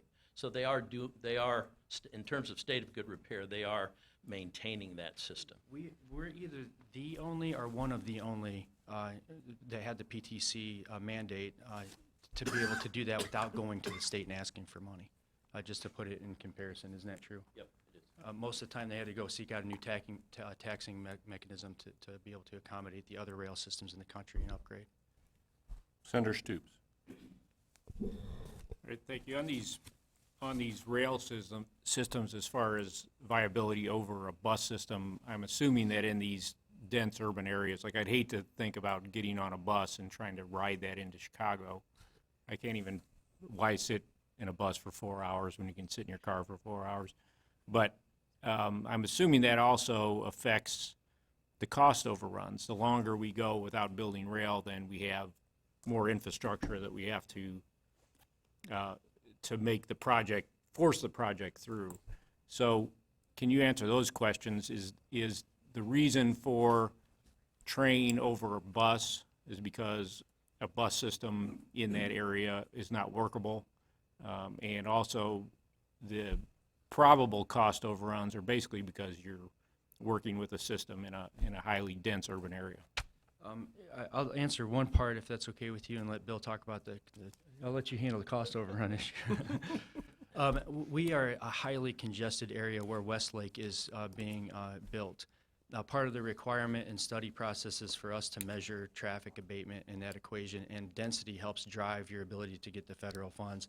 We have probably the most congested bottleneck in the country when you think about the fact that we have the Borman Expressway in Lake Michigan jamming together not only subterranean infrastructure like freight trains, like the CN Kirkyard and some airports and other things, but there's also subterranean systems like hydrogen lines that run through there, NIPSCO power lines. I mean, it's almost impossible to move. And then you have grade crossing issues that would be in, I would assume, the billions of dollars to try to repair. So places like Munster, where the train is going, experiences tremendous gridlock all day, every day. And so you're right. A rail line in a place like that is going to make a huge difference to someone as opposed to a commuter bus. It works for Valpo largely because a good portion of their commute, they're going in a semi-rural space until they get right up into that congested market. So it's a different situation than what you see in these areas that we're looking at now. Do you mind adding to that? I'll make a quick comment. One of the reasons in terms of, I think I'm addressing your question, Senator, is that you are, with NICD and Westlake, you are utilizing a right-of-way that they already owned about 80% of, 85% of. And so that's another reason, I probably should have mentioned this to Director Bailey's question earlier, that's another reason why the feasibilities studies have shown that commuter rail with Westlake is really a better option versus bus rapid transit. Then to go to your question about cost overruns, as Bill said, the longer you wait, the more expensive some of those rights-of-way that they don't already own. For instance, more parking areas around some of the stations and so on. So NICD wants to get started so that they can tie up some of that land and get it purchased before it gets much more expensive. So again, yes, you're right. The longer you wait, the more some of these things cost. One other important issue that we didn't bring up, and this is an opportunity, but it may be fleeting. In transportation, when Secretary Rogoff was there and others, and the way the Congress was working, you had a CR almost every year in Transpo. So now, for the first time in a long time, we all know that they came together in a bipartisan fashion and passed the FAST Act, which gives us 5 years. So a New Starts Fund from FTA that we're pursuing for this is in a better position today than it was even yesterday. One of the reasons we didn't talk about double track originally is the FAST Act wasn't there, and that's a different pot of money called core capacity. This is a much clearer road for us, but again, historically speaking, you can't anticipate they're just going to continue on with this. And the other thing is we have the right folks in the right position in Washington right now representing the state of Indiana to be our advocates, and that doesn't last forever either. So that's part of the sense of urgency. So there's a market condition going on, there's a political condition going on, there's statutory conditions going on that tell us that right now is really our time to go out and do this, because it may not exist a few years down the road. And 5 years in the life of these projects, as you know, is just the blink of an eye. Senator Stoops, follow. Do any of your projections take into account that the reduction in stress on the road transportation system as far as the cost, and that, which is obviously highly subsidized? All of our roads and bridges are highly subsidized. And I'm just wondering if your long-term projections say, okay, well, this is a reduction in traffic of X amount in that corridor. I'll answer this in two ways. The modeling that we did for this, as I said, the ridership modeling was done by AECOM under their contract with NICD. The modeling that we did on traffic was done by the municipal planning at the MPO up there, which is NERPC, and under their travel demand model. We did show a reduction, and if you look, it's not in here, but it's in the larger report that you have. We did show a reduction. Like many of these, it's a relatively small reduction. However, it's over about more than 20 million commutes a year, and so it's a small percentage reduction over a large point. There is an impact in that. We did not put that impact, we did not attempt to put the response in the transportation system, on the road transportation system, into our modeling as a benefit. We did not do that. We simply looked at what the reduction would be, and then that gets modeled into the savings, the time savings for the efficiency of the overall economy. I'm sorry if that's difficult. I'd be happy to talk with you about that. That is the standard procedure, by the way, in doing this kind of economic impact modeling. Okay, thank you. Representative Klinker. Thank you, Mr. Chairman. Bill, I mentioned to you yesterday that there were several people in our area that are investing up in northwest Indiana, Gerber Collision. They originated in Colorado, but the gentleman that's traveling and starting these new businesses is from Chicago, and he talked about your Gary Airport and the strategies,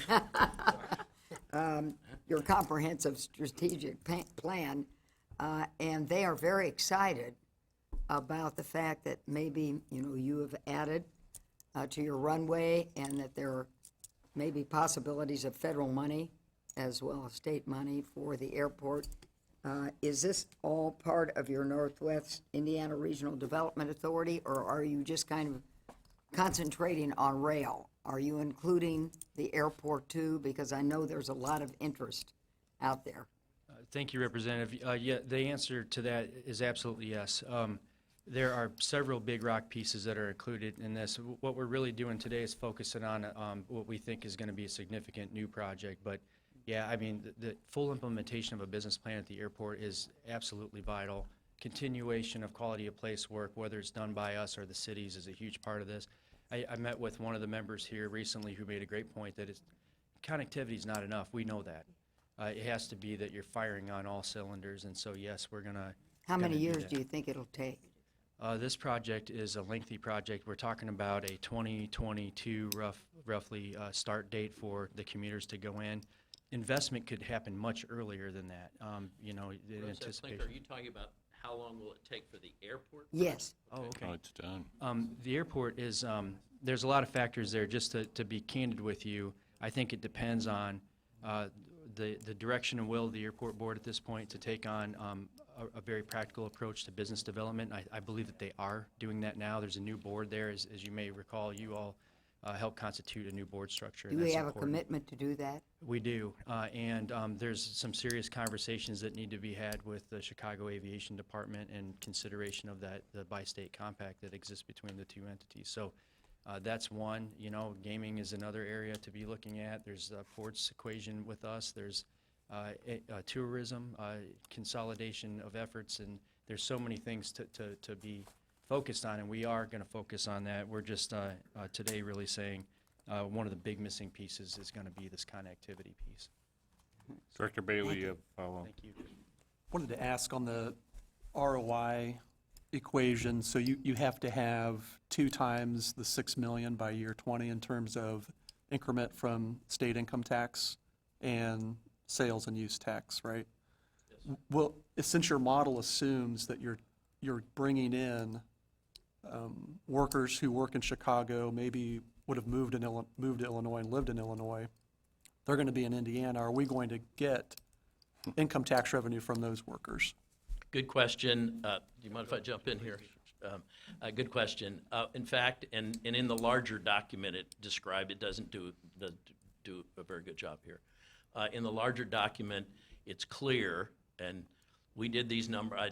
I can't tell you exactly how much, but we subtracted the income from the income tax, and I'll be happy to send you an email, Director Bailey, shows the amount that we're subtracting, but we are not including the tax on that personal income that would be paid directly for the salaries that they're going to have to pay in Illinois. That's not included. What the sales and income tax fiscal impact that we're showing here is only from the commuter income that comes back to Indiana and then is spent in the local economy with the economic activity that is created there, and then the taxes on that.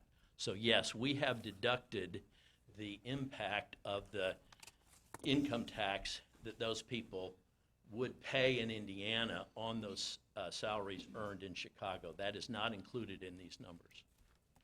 Thank you for asking that question. I meant to say that. I meant to discuss that earlier, and I forgot, so thank you. It's prerogative of the chair. He or she either gets to go first or last. If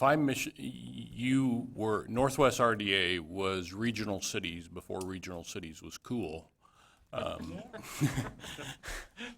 Up there. The issue is, a lot of us have discussed, as regional cities continues to move forward, we need to look at governmental governance units and what that means.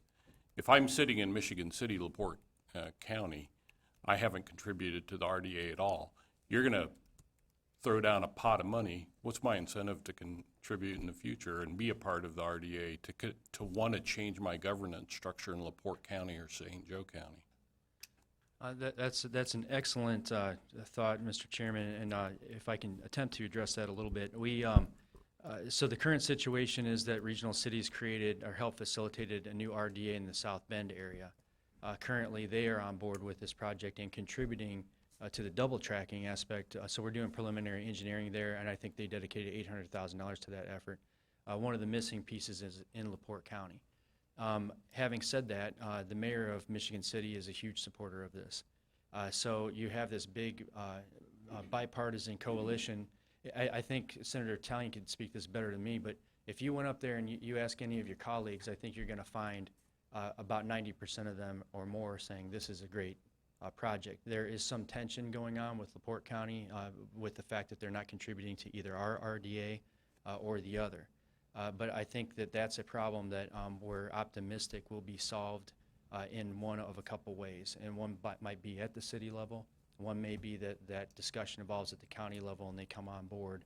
I mean, you have folks like Congressman Visklosky and Senator Joe Donnelly on board with these projects as well that cover that area and have an interest in helping to facilitate this. So I think it's evolving in a positive way. I don't know what the outcome is going to be. It may be that we are talking to you about that in the future.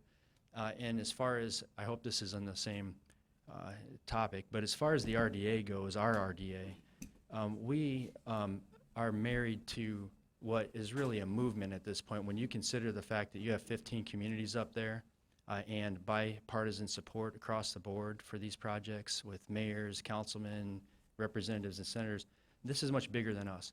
If we need to evolve at some point or become something different or go away in order to make these things successful, then we're more than willing to do that. At least I am. We're not trying to replicate any kind of a job here. What we're trying to do is be successful. So if there's an evolution that needs to occur in the future in order to do the right thing for people, then we're going to be supportive of that. Appreciate it. Thank you. Thank you. Thank you. Thank you. Item number 4, Marion University. Where's my presenter list? Matt and Brian, I'm sorry. Thank you. Yeah, I got it. Thank you, Mr. Chairman, members of the committee, and staff. I apologize for my voice this morning. Were you at the Bret Michaels concert last night? That is what caused this, yes. I'm here with Marion this morning, who will be requesting that the fiscal year 17 $2 million appropriation be made available for the primary care scholarship. I'll turn it over to Brian Moody from Marion to give you a brief update on the program, and then we're both here for any questions you may have. Thank you, Matt. Mr. Chairman, members of the committee and staff, as Matt said, my name is Brian Moody. I'm the Director of Enrollment Management for the College of Osteopathic Medicine at Marion. It's my pleasure to be here today with you to update you a little bit on the primary care scholarship. On August the 1st of this year, Marion University welcomed its 4th class of medical students, and which brings us to full capacity. That brings our total enrollment to over 625 students, and our inaugural class will graduate this May. Because of the state's most recent biennial budget, which allotted money for the primary care scholarship, Marion is poised to be able to assist in reducing the shortage of primary care doctors in underserved and rural areas throughout the state. Overall, the enrollment of Marion in the medical school is 53% made up of Indiana residents. And over the course of the 2015 and 2016 academic year, 100 of those Indiana residents have agreed to sign up for the primary care scholarship and to serve in a capacity as a primary care physician in a rural underserved area during residency or after graduation. Some of the counties that would benefit from this particular program would include Allen, DeKalb, Elkhart, Henry, Lake, Marion, Park, and Vandenberg, among others. And essentially, this program is also a very successful recruitment tool for us. Of all the osteopathic all the Indiana residents that apply to osteopathic medical schools, over 90% of them apply to Marion every single year. So with that, we are very pleased to report that the program is allowing the state to eventually reduce the shortage of primary care doctors. Nationally, as you may know, 60% of osteopathic physicians do go into primary care. And this is a program that also does not take any excess funding beyond what is allocated in the state budget. All excess monies are returned back to the state. So with that, I'm very pleased, again, to support the program and happy to answer any questions that you might have. Senator Kenley. Thank you, Mr. Chairman. Thank you for being here, Brian, and thank you for working with us to try to develop this program. It was a new program 2 years ago, and I know we've asked you to work with the Commission for Higher Education to continue to try to refine and find what the best way to do this is. Yes. And I think it's a tremendously potentially valuable thing, not only for you all, but for the state as a whole. And so I appreciate your willingness to work to try to modify, if necessary, and develop the program. And laying the groundwork with the commission is very helpful to us because, you know, we have so many items. When the budget crunch time comes, we really can't dedicate full attention to this. So I think we're off to a good start thanks to your efforts, and I'm really pleased that you've got the over 600 students. That's just, I think Indiana is your administration was very visionary in terms of seeing that need and the primary care needs for physicians, and so we're on the right track with this, and I want to encourage you to continue to work with us on this. Well, we certainly will, and again, thank you for the question. You know, one of the areas that we've identified that needs some refinement in the agreement would be the terms of repayment.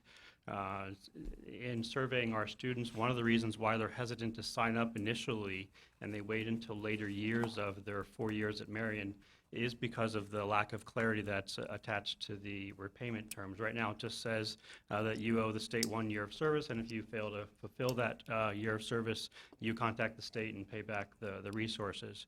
And so at this particular time, we're actually entering into a memorandum of understanding with the commission that would actually spell out very specific repayment terms, how that would happen, and we believe that that will actually alleviate a lot of the students' really concerns about that. When they see commitment, which is what the agreement says, that is sort of one of their hesitations, and so we're moving forward on that as well. Yeah, you know, and one of the tricks to this proposition, and I had been forewarned that the way we set the program up doesn't really work very well a lot of places, and where they've tried similar things in the past. So we're going to have to figure out how to make it a workable proposition, but we're trying to get the enticement out there up front while we still have a chance with them, Right. you know, and that's a hard little thing to solve. So anything you all can do to help us with those regards, and feedback from the students is probably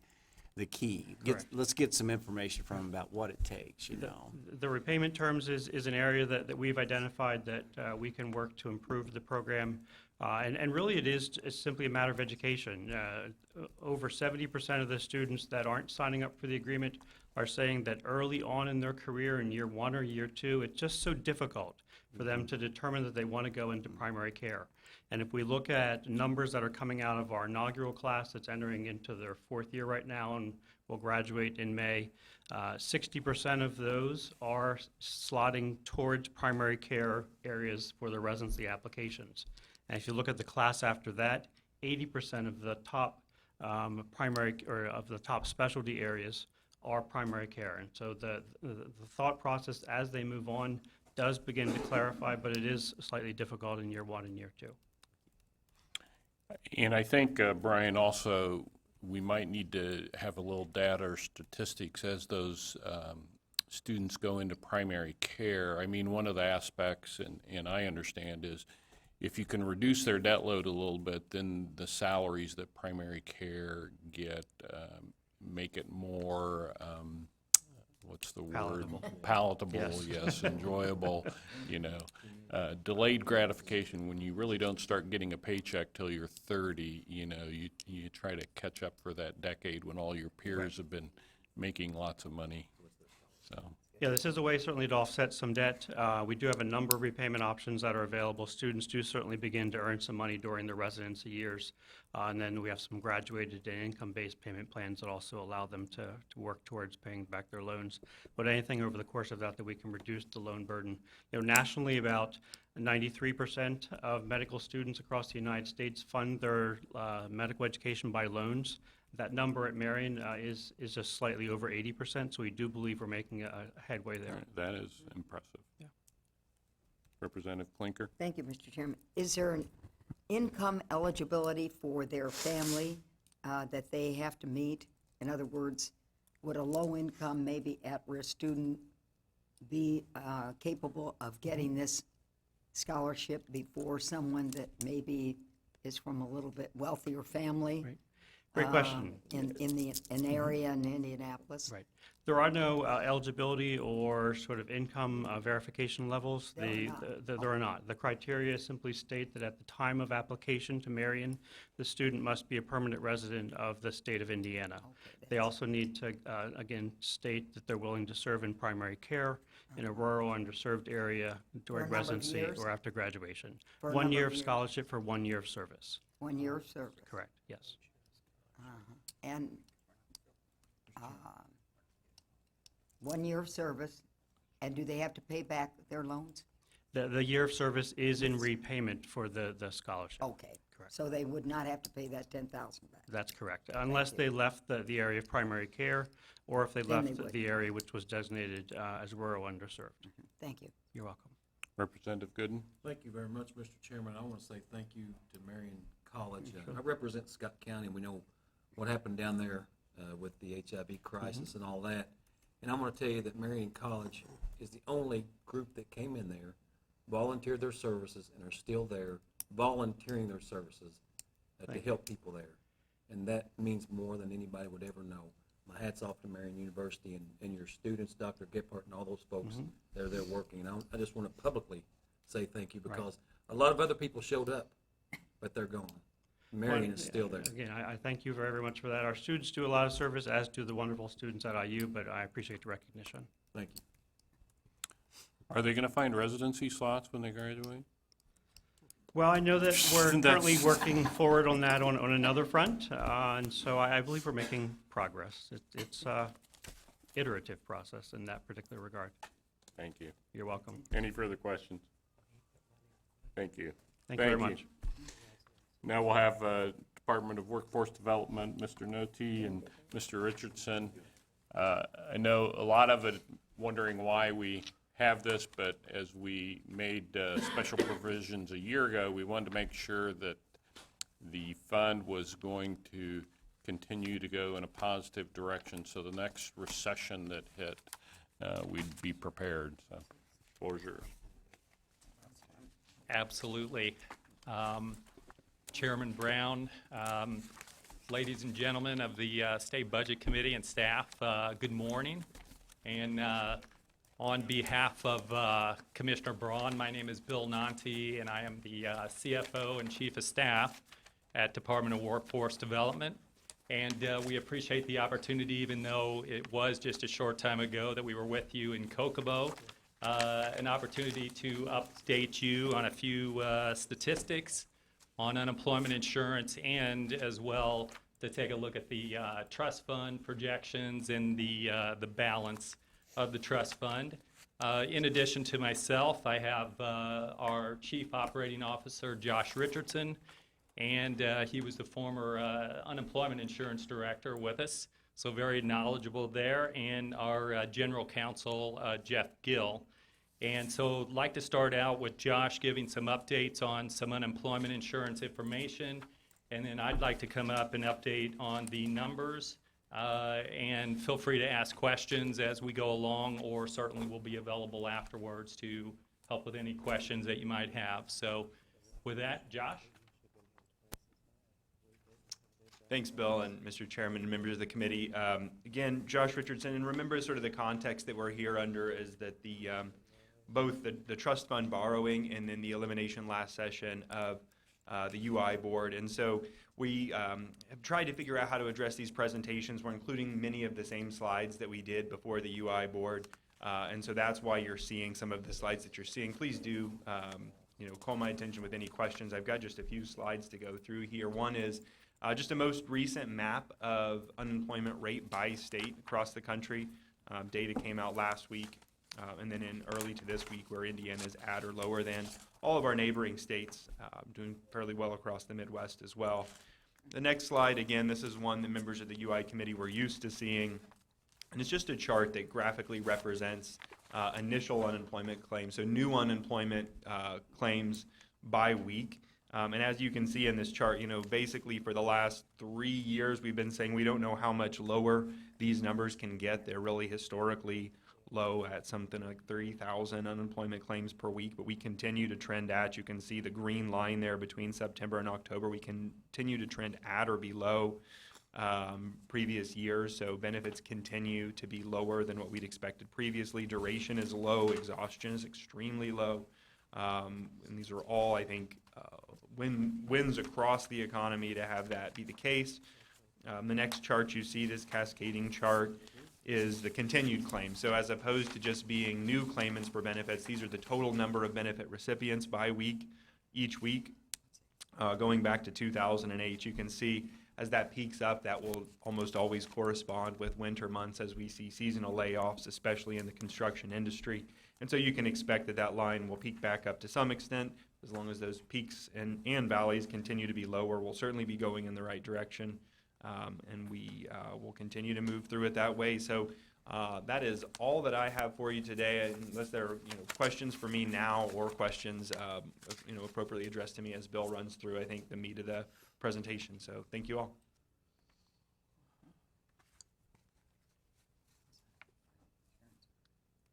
I'm sorry, you had a question? Go ahead, Senator I'm sorry. Stein? I'm looking at numbers. Thank you. Are you still on track? We paid back the $250 million loan. Are you still on track for the end of the year for a $70 million balance, or where are we on that? Yeah, and I think Bill will cover that a little bit more. I think the sort of more recent news is, yes, the $250 million is paid off, and we also just submitted, and this was something that sort of, we have these internal processes, but we just submitted what should be our very last interest payment, or we'll be doing that. That's due on September 30th, and so we're warmed up to pay that. That is for the borrowing that existed from November 1st, or actually it'll be October 1st, it's the fiscal year, so from October 1st of last year through the minimal borrowing that we had through the start of this year in the first quarter. But yeah, we're on track for that, and I think, obviously Bill will go through these numbers fairly quickly, but yeah, you'll see that we are indeed projecting to finish the year in the black again. Go ahead, Senator Stoops, I'm sorry. Thank you, Mr. Chairman. I guess I don't understand, the unemployment rate is very low, but our revenue is so flat. So are people just making far lower wages in Indiana now, or are there just a lot of people who aren't working, who aren't on the unemployment rolls? So, and this has been interesting, Senator Stoops, and one thing that I think, as we've gone through our projections and we've watched this going forward, so remember that in the unemployment insurance system, that employers sort of as a built-in sort of cost of laying people off, unemployment tax rates go up as employers have laid people off. And what's sort of been interesting us, and as we've accounted for this, is because fewer people are being laid off, employer tax rates are reducing. So they're paying in relatively less revenue because the economy is good. And it's because their experience balances are getting higher. Now, so this is complicated because there are a couple of different levels. Remember that the schedule that we're on, this Schedule E, is based on the overall health of our trust fund. Right now, it's artificially so because the legislature has pegged us to Schedule E. Naturally, when we're at 0 in our trust fund, we would be at a Schedule A.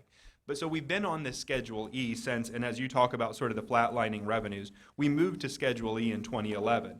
We've been at that same schedule, meaning the rates that employers pay at have been theoretically the same, but employers are moving from high rate bands to low rate bands as they have fewer unemployment claims filed against them. And I really, if you were to look back at our projections, you would see that this is an area where I don't think we quite recognize that this phenomenon would occur to the degree that it has, but we've continued to sort of hit our targets because benefit payments have also been less than what we expected. Is that, I know it's sort of a layer inside of a layer, but they're paying less because they're laying fewer people off. As the ultimate answer. And Senator Stoops, are your questions through the general budget revenue numbers or the premiums? Well, also, I mean, that would just lead me to you're also paying out fewer benefits. Yes. but that means there are also people on the rolls who are no longer or that are off the rolls, who are no longer receiving those benefits. Yeah, and that's a phenomenon that especially occurred coming immediately out of the recession. And I think, obviously, we still have those individuals who have sort of disconnected from the labor force, but realize Indiana's labor force participation rate has continued to increase rapidly. We have the highest number of working population adults that we have in Indiana's history. And so that number continues to go up. Are there still some long-term unemployed folks that lost a job through the recession and stay out there? Yes, I think that certainly there are, but the workforce overall has continued to grow since that point and is at record highs. There was a point that I was going to make on this, and the one is about sort of on the wage side of this. Remember that the unemployment insurance tax is only paid on the taxable wage base, or in Indiana now, that's the first $9,500 a person receives. So the overall sort of, while it's important for a number of reasons, the overall average income, fluctuating by, small amounts generally won't impact this because the tax would be paid on the first $9,500 anyway. So as long as they get there, then the full tax would be expected on that individual's work. Okay, so that makes sense from that perspective. So, but as far as this far more number of people working in Indiana now, still the income tax revenue is flat. Why would that be? Well, that must mean you have more people working at lower wages. So I wouldn't be the person to comment on that one. I don't have much visibility on sort of the overall income tax. The labor force participation rate is above the national average, and we certainly have working age adults. The number in the labor pool is higher than it's been ever before. So those two things I can comment on. The rest of it wouldn't be for me. Somebody who's retired, what category are they in? So they would not be counted as a labor force participant or in that labor pool. An individual has So to either be they wouldn't be in the equation at all. working or looking for work is the only way they're going to show up in that number. Do you think we've had more retirees as the baby boomers start to get in there? Is there a way to track retirees? I think that those are things that we could probably get to. That's not data that I have offhand, but absolutely, we've got our labor market analysis unit that answers questions for us like that.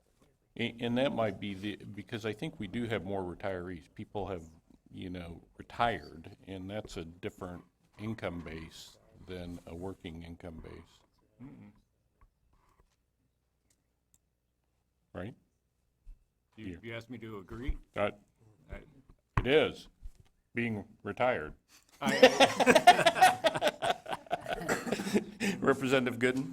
Thank you, Mr. Chairman. And we've had this discussion before in Ways and Means and all that. And I think this truly is a discussion that needs to be furthered, not necessarily with you folks, but with another agency in that as we go forward. So, because I think that's important, because we dole out a lot of money and incentives at the state level, but even more importantly, there's a real issue about the locals who also dole out abatements in those situations. And I've had constituents ask me whether or not at the local level are we really getting our money's worth when they dole out all these abatements and then these companies leave or they don't hire the number of people that they say they're going to hire, and then they hire them at a certain wage level, $10 and $11 an hour, and then those students that come to school then qualify for free lunch and free books. So then the population then is picking up that as well. But one thing I did want to point out is, Josh, on your information, you said that we, per number wise, we have more Hoosiers working now than we've ever had in history. Is that per number or percentage wise? All right, that's great to know, but that is somewhat deceiving. I appreciate you guys doing it, and you're not the only ones that do that, because Indiana's population is larger now than it has ever been. So I hope we have more people working. That should be a continuum as we go forward, and I know that's great to say as we move out, but I mean, if you really dive into those numbers, I hope there's more people working today than there was from 1920, because there's 4 million more people involved. While the unemployment insurance side of this tends to fall more into my expertise, the one thing that I would point out and just remind people of is that we do labor market research. We answer questions like this. There is a labor force participation number, a sheer number, and that's where we're at the peak at. There's also a labor force participation rate, which calculates the percentage of people that say they either are working or want to work over the total population. And so that obviously would be held constant over time. I don't know where that's at historically. I would say that it is significantly higher than the national labor force participation Well, I rate. appreciate that feedback. And also, we do it as well. And I'm not picking on you, because everyone does it. I know last year we spent more money in education than any before. Well, guess what? Every year there's more money spent more in education. So it's not anything I'm picking on. I just want to bring that to people's awareness. It sounds great. Yeah, It's we're gonna great set a sound new like- record and next that's budget time we'll be- cycle, right? Exactly. So be ready for that news release, right? So, but with that, I'm not picking on you. You guys do a great job over there. Tell Steve, hey, and Senator Talley. This isn't a question, but it is an FYI. The Labor Committee's Summer Study Committee has met a number of times this summer. It's now a new standing Summer Study Committee, and there's going to be a recommendation that that rather than have them report to Budget Committee, they may be, consistently reporting to the Labor Committee. So this may be off our plate here. Yeah. Bill, I think you wanted to go through the numbers a little bit even. I'm starting to get the idea that maybe that's not the thing that you want to see. I'm not sure. I'd be happy to go through this. There were not a lot of changes from the last time. Certainly, there is one that I would like to point out. I won't go through the past numbers. We'll look at present and where we're going forward. But if you look at the yellow line, that is this year, and these are calendar years on this chart. And as you go from left to right, and we always go with premiums received, benefits paid, and go over to the balance. And you see, of course, where we paid the $250 million back, and that was in May. And leaving, as Senator Talion had indicated, the $70.7 million in the trust fund balance is what we project for the end of the year. The last presentation that we made, if you look at your chart from last time, if you would do that, we were at $87.2 million. We don't have those numbers here today. But the reason that we have the reduction, we did not change any of our projections going forward. We're seeing the premiums received are down about 5% year over year. Benefits paid are down 6 to 7%, somewhere in there. So we're keeping our projections the same. But what happened, we have a footnote down there that this includes, we had an unemployment insurance tax case that has been ongoing since really 2013. And due to a court decision, due to some negotiations, that was finally settled here in the last 30 days.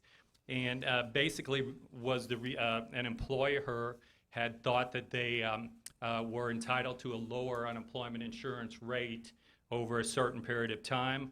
And it turned out that with the court ruling and our negotiations, that we settled with them for about $16.5 million that was repaid to them or returned to them. So given that, it comes out of the unemployment insurance trust fund balance, and that reduces the 87.2 down to the 70.7. So that should be 2013 instead of 2103. Did I? Down. I think that's right. That is definitely right. One of the edits I did not catch there. Thank you for that. Yes, that would be 2013. Sure. Yes. So, but the rest of the projections remain the same, and we're still, if things go as they are right now, at the end of 2019, still in that 800+ million category. And again, we're trying to remain conservative on these projections. Possibly it could be better if things stay the same. And of course, all of us, we just don't know how that is going to ultimately turn out, but we feel good about our projections here. So, I think Senator Talion, you do have a point that we probably don't need as frequently, but I think part of the issue was as we repaid the FUTA fine, we wanted to make sure we were continuing to grow a balance for when the next economic downturn, and maybe it's yearly or something like that would come to the Budget Committee or some sort of report. Well, plus the fact that all the other UI oversight committees were disbanded over the past couple years, so, yeah. I understand. Any further questions? okay. Thank you. Thank you very much. Mr. Gent, and Gigapop and iLight. Morning, Mr. Chairman, committee, and staff. Thanks for inviting me to come. I have two projects I'll talk about today. The first is the iLight network. For those of you who aren't so familiar, iLight is the state network in Indiana that connects higher education together and ultimately off to commercial services and research networks around the country. Currently, 70 of 72 universities are connected in the state.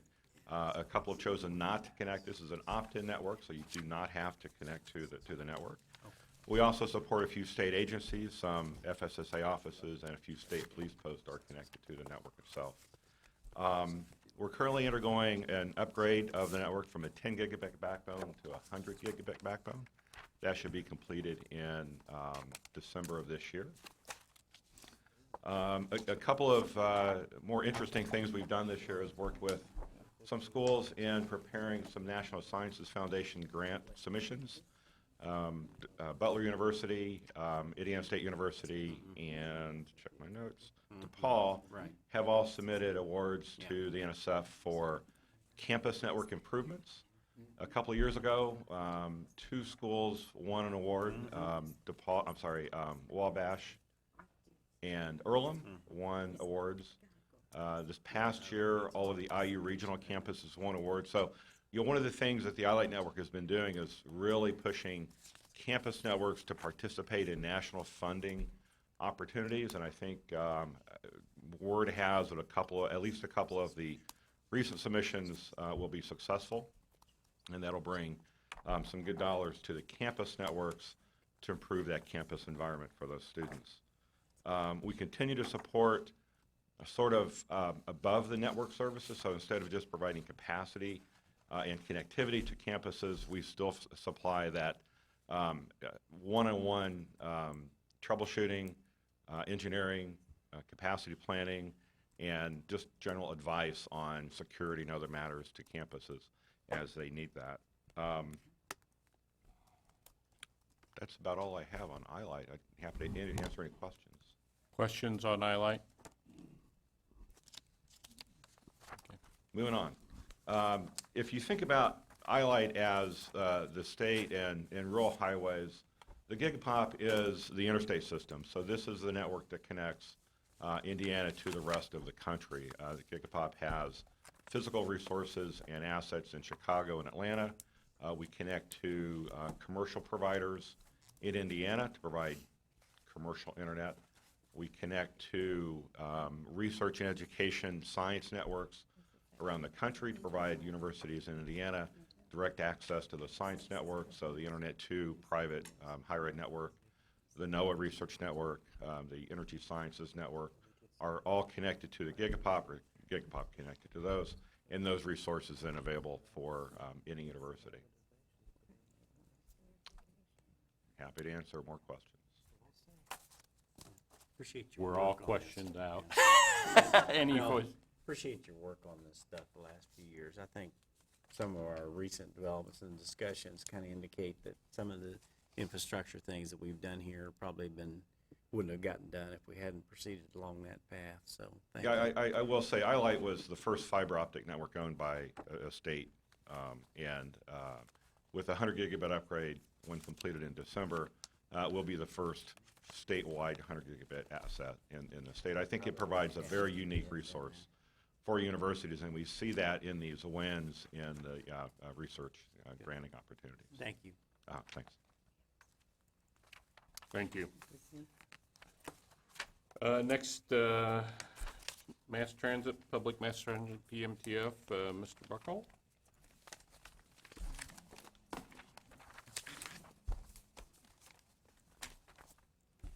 Good morning.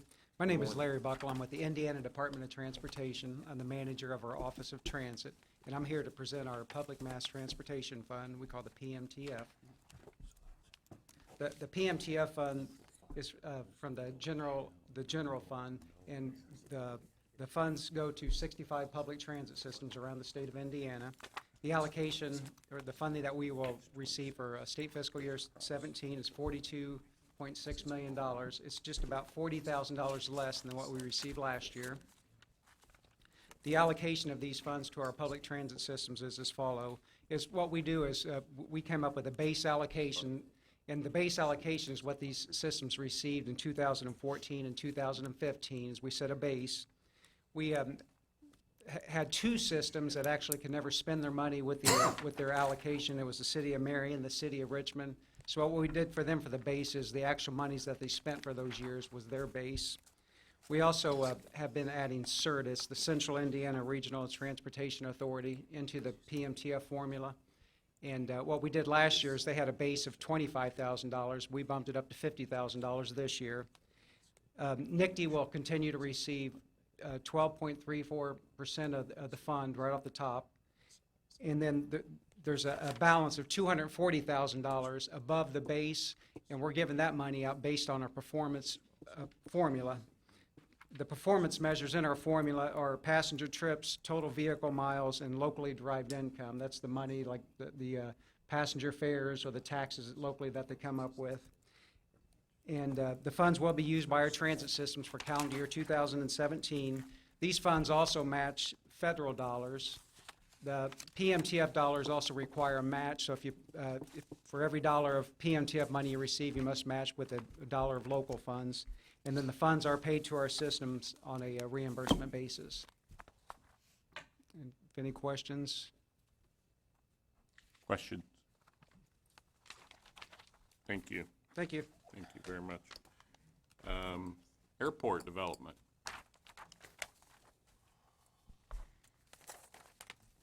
Mr. Blake. Hey, good morning, Mr. Chairman and the committee. My name is Marty Blake, and I manage the Office of Aviation inside INDOT.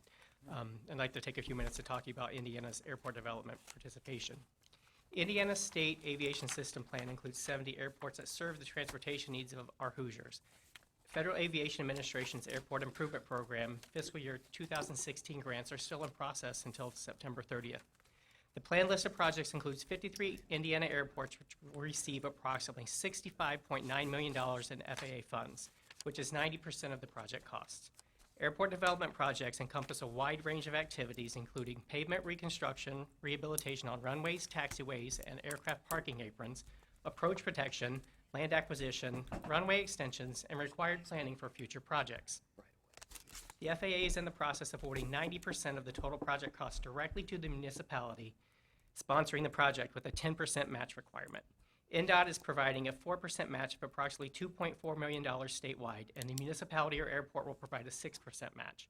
This will satisfy the FAA's 10% match requirement. Indiana's airports provide many economic benefits to the state. Our 2012 economic study conducted in partnership with Connexus Indiana and the Aviation Association of Indiana found that for every $1 invested in an Indiana airport, the community realizes $10 in benefits. The state's participation in our current airport development programs optimizes the local entity's match requirement and helps local airports realize all the federal funding they can acquire to maintain and enhance their infrastructure. Airports are a vital piece of our transportation network, boosting the economic development of each community they serve. INDOT respectfully requests the remaining $2 million appropriation included in the 2016-2017 biennium budget to be released to the Airport Development Fund in an effort to complete these critical development projects in the state of Indiana. Questions? And I know that the 5% match struggled during the Great Recession. Right. Are locals continuing to ask for you to budget to the 5% level going forward? On a daily basis. Okay. They would like for us to return to that 5% match. So I had many meetings with INDOT when we prepared our next request. And in order to return to 5% in the next couple of years with the forecasted planning, as we do a 5-year CIP plan, a capital improvement plan for the FAA, to return to that amount, we're going to need about $4 million because our increase in federal spending over the next few years is what's forecasted. So an increase of $4 million above our $2 million? No, it'll be $4 million total each year. $4 million total Right. each year. So we're 2.4 now, it'd be up to $4 million. Yeah. Do we think we're going to continue to get 90% from the federal money? They've gone from 90 to 95 and then back to 90 in the last 10 years. Okay. So, yeah, I don't look for that to change at this point. Okay. any questions on airport money, airport development? Thank you. Thank you. We also have on our agenda reports that have been distributed previously. We've had discussion of the construction project review items. Are there any motions to remove items from the agenda? Move the agenda be adopted as presented. It's been moved and seconded, the agenda be adopted. Any further discussion of the agenda? All those in favor say aye. Aye. Those opposed, nay. The agenda is adopted. Thank you very much. Appreciate the welcoming hospitality of Southeast Indiana.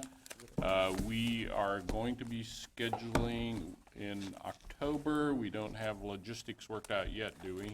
Well, the date has been set. The business meeting is on the 27th of October, and it will be at Hanover Okay. College. We do tend to try to go to one of the independent colleges, so Hanover is our choice this year. Yeah, I'll be down, still southern Indiana. Thank you all for your work and effort, and appreciate it. We are adjourned.